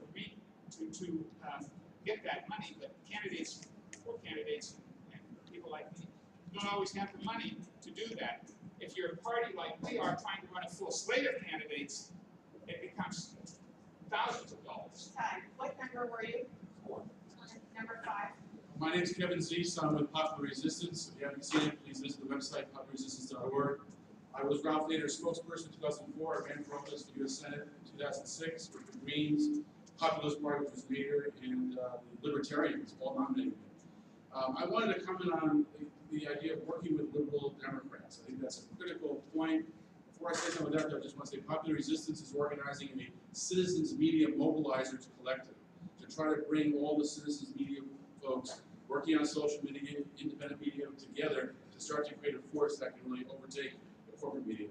On the working with liberal Democrats, we have found, just like with working with unions and getting their support for elections, we got to develop relationships. And so we have found really successful efforts at working with liberal Democrats on issues. Net neutrality, we just won an incredible victory on protecting net neutrality. And that was a combination of radicals like us, pulling liberal Democrats into more aggressive positions, occupying the FCC and interrupting FCC meetings and blockading the chairman's driveway and all sorts of stuff like that. We're in the middle of another battle right now we're winning, which is stopping fast track for the Trans-Pacific Partnership and other trade agreements. It's a major fight, and we're winning it. Right now, we are dozens of votes ahead of a majority in the House, and it wouldn't be there if it wasn't for working with liberal Democrats. And again, our job as the radicals in the coalition is to pull them for a side, but throughout these processes, we're developing relationships. And so if Margaret, for example, decides to run, which I'm not sure is a good idea or a bad idea, but she's working on it, if she decides to run, there's an opportunity there in an electoral situation to build on those relationships and pull people into a third force political system. Thank you. Okay, so who's next? Number 6. Number 6? It might be you, Art. I think I called on you, right? Maybe. Go ahead. Oh, okay. I just want to raise a cautionary question about, I'm sorry, I better go to the mic.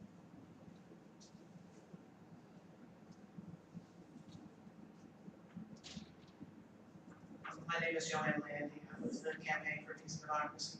I just want to raise a cautionary question about how we fight corporate money in politics, because often it's twinned with how labor shouldn't be able to support campaigns.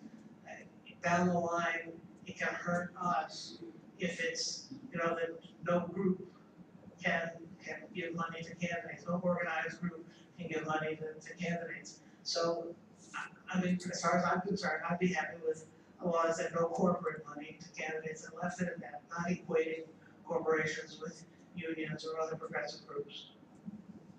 Thank you. Okay, that you were 6. Who's 7? Or did we go 7? Go again, please. Mark Moss, State Committee of the Green Party of Ohio. A number of comments I want to make. One in particular, this idea of American exceptionalism and the way Americans think of our society as being more democratic. This country always puts itself forward in the world as being the most democratic country. It's the yardstick for how elections should be run and everything else. From top to bottom, when we campaign, when we're talking to the voters, we have to explain, we have to do basic education about how the rest of the world works. And, I think we actually should make this something of an international issue. I would like to see us do things with the world court and other things. The basic violation of human rights by the United States government and its state. It's the local components as well. We have the right, under UN guidelines, under the standards of the European Parliamentary Union, just look at any of these documents, and they tell us we have a right to form political parties. That's part of the basic idea of freedom of assembly and petitioning for progressive grievances. We have a right to participate in elections, right? All these things are denied us as a matter of course, and it will never cease to amaze me how polite we get about it. Correct. Is there a number 8? Go ahead, please. Joe Jameson, Transport Workers Union, New York. I appreciated the discussion about proportional representation. The idea was expressed that there's a vicious circularity. The two big business parties will never agree to an electoral monopoly or duopoly position. And that's true. But people know how the American Labor Party ended. It was, as you pointed out, the Cold War split the American Labor Party in 1947-48. But people don't know how the American started. And it was basically because of the desperation of Democrats in 1936 trying to re-elect FDR. They made a concession to the left. Namely, they would have pushed for the introduction, against the objections of Tammany Hall, introduction of proportional representation permitted. And the large vote for FDR would be carried in New York State, 10 to 47 votes. So the point is, it isn't impossible if we search for our opportunities to get proportional representation. And it was an enormous advance in the golden age in terms of politics of the state of New York, where I live, and it was the Cold War that kicked off. Thank you. We've stayed over 2 minutes by everyone being brief. I appreciate it, and I'm going to call on one more person, Conrad Henderson, comment Gordon, and 2 minutes, and then we're going to do a wrap up and answer some of the questions. Okay, I've been to a lot of these, like John Rieger, I'm also with the Peace and Freedom. Could you put this slide up? The world has changed. We'll put that on yours. Yeah. I just want to get a second. Where we talk about election laws, it's a talk about whenever we enter the football field, the ruling class moves the system. And it's absolutely essential that we fix this. Because if we want to go to parties 99%, we have to make elections democratic and accessible and well publicized. I go door to door in poor and working class neighborhoods. The last time I did it, I talked not know where the election was that day and rent control was on. So this is really, I think some of the information about where IRB is informs us about where we can run working class candidates, third party candidates to build a profile of people who are in. I'm also really interested in this idea of how to address election democracy and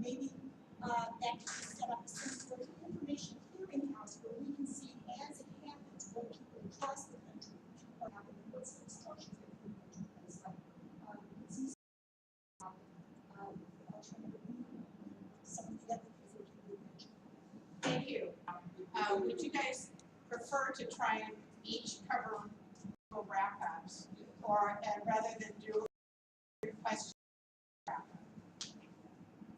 Okay, John's nodding. I said some people it doesn't matter. The question one was media campaign, or what? Just what we could do about how we can have it progressive across the country, individual spots. Is that one? That was one of the questions. The other one, how to reduce the corporate participation in politics.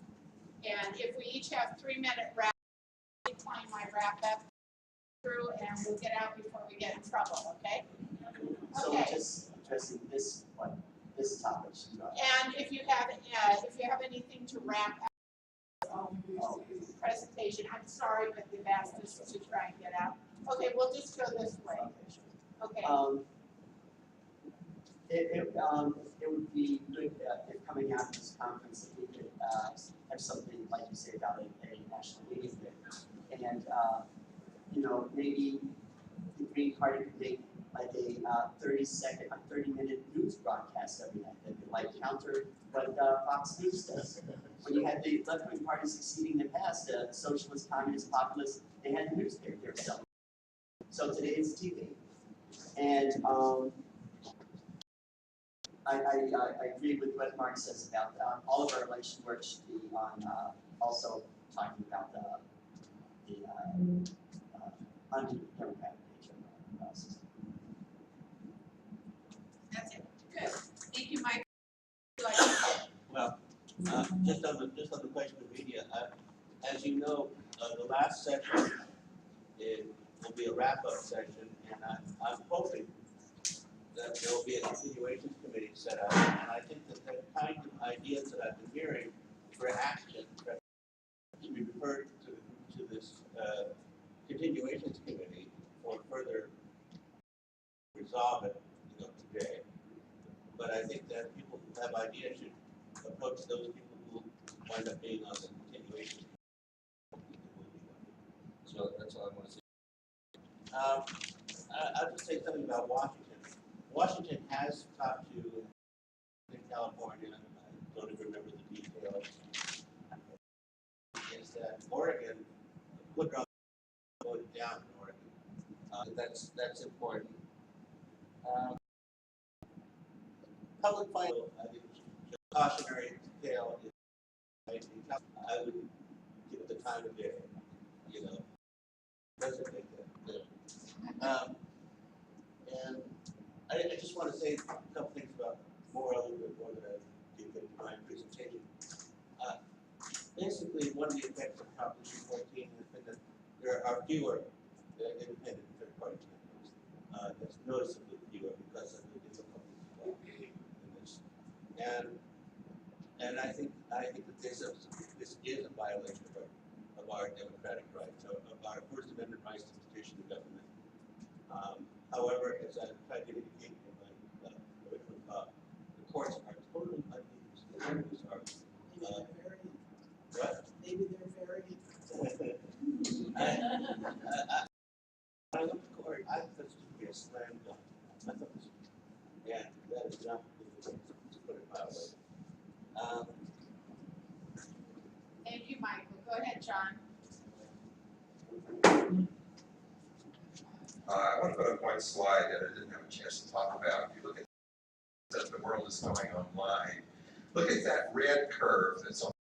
That is the percent of internet users in the age group 18 to 20.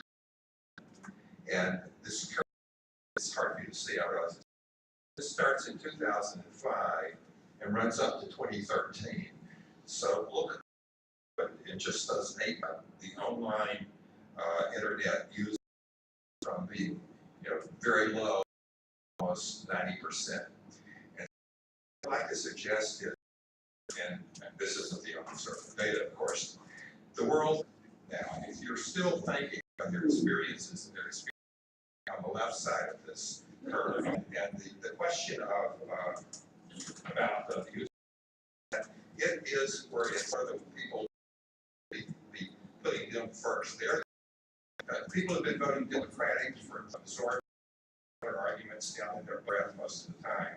But those young people that represent the red curve, you know, they're ready for change, and they just respond like that to the Green Party or a socialist alternative point of view. So what you're going to see in 2000, the Democrats are realizing that there's something going on here. In 2012, Obama had 200 people working on digital media. Imagine that, 200 full-time staff people sitting there trying to figure out how to use digital media, sending out tweets, Facebook postings, and all kinds of things. But we can be competitive. It's not as bad as the money disadvantage for television advertising kills us. But the money disadvantage in online media, we can be competitive. If you want to see how this is going to roll out, the Stein campaign, if Joe decides to run, you're going to see a real media, a real internet online campaign where we're going to have as much, appear to have as much presence as the Democrats. And if you want to learn how to do it, I suggest you think about following carefully or participating in that campaign.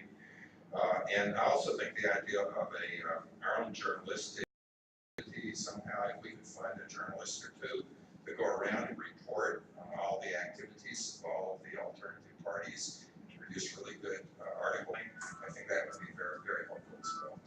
Thank you, John. Linda.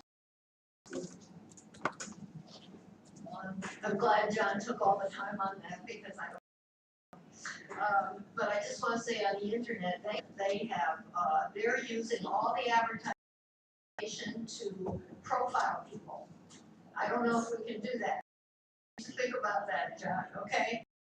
Using, you know, what you buy and all this stuff and then target voters. So we've got to keep up with that ahead of us. I just want to say that all this, just to remind ourselves how powerful we are. We have to look at Seattle, we have to look at Richmond, opposition did, and Milwaukee in a distorted way showed how weak they are because Walker spent $59 million, Barrett spent, and Walker now was only 53% of the vote. So all this money they're dumping in, if you had it, and if in Madison they had a good labor candidate, somebody that could ignite the masses, it would have made the difference. It would have been the tipping point. Okay, so the other thing one point I didn't bring up that I want to talk about is our own barriers. How we approach, how we look, how we talk, what we do. The left is predominantly white. We have to talk about that. We have to figure out how to get our cultural change in all these left, white, predominantly campaigns. And we've seen wonderful Black Lives Matter contingency here that can help us do that, but part of it is cultural. The Latino and the Black communities are extremely religious. The left is not. That's a big barrier. To connect spiritually. We can talk as the left. The left is not good at talking about spirituality, but we have to learn that language because that's the connection. And you can even take great quotes out of the Bible. Use them. 90% of the people in this country are religious. Don't be afraid to take Jesus' statements about social justice. They're in here. The other thing is professionalism, how we look, how we dress. You know, if you come looking like a 60s ex-radical, forget it. Look at the news media, how good looking. That's what Americans are used to. That's not selling out. That's good. It's okay. The other thing is racism. Let's focus in our issues. Let's focus on mass incarceration. The DC vote is very important. They can't vote there. You know that the right to vote is not even in our Constitution? Are you aware of that? I didn't know that before I read this book. We've got to raise that. It's not in the Constitution.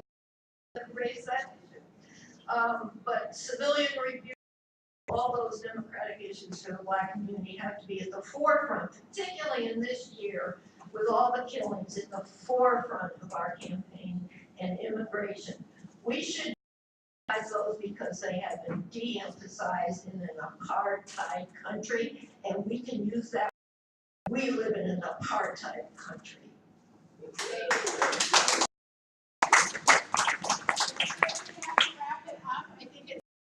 Around and chat with each other for a bit. I'd like to thank everybody for staying limits.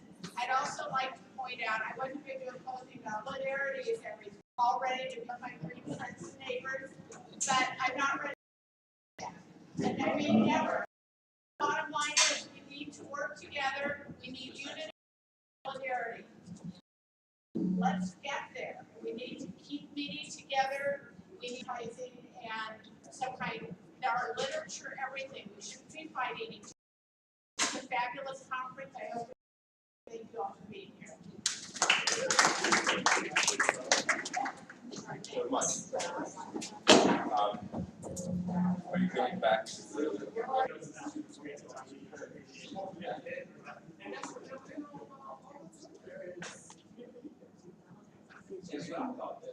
Well, you know what?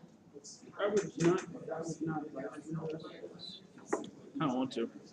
I think that nobody's coming back from this. Nobody's coming back from this. Really? I think that we'll have. Aren't there speakers at the beginning? No. I mean, I'm giving a short motivation. She's giving a short motivation inside the group discussion. Oh. Yeah, I would say that. All right. Yeah, I would say Well, I won't stream it. I might like to record it though.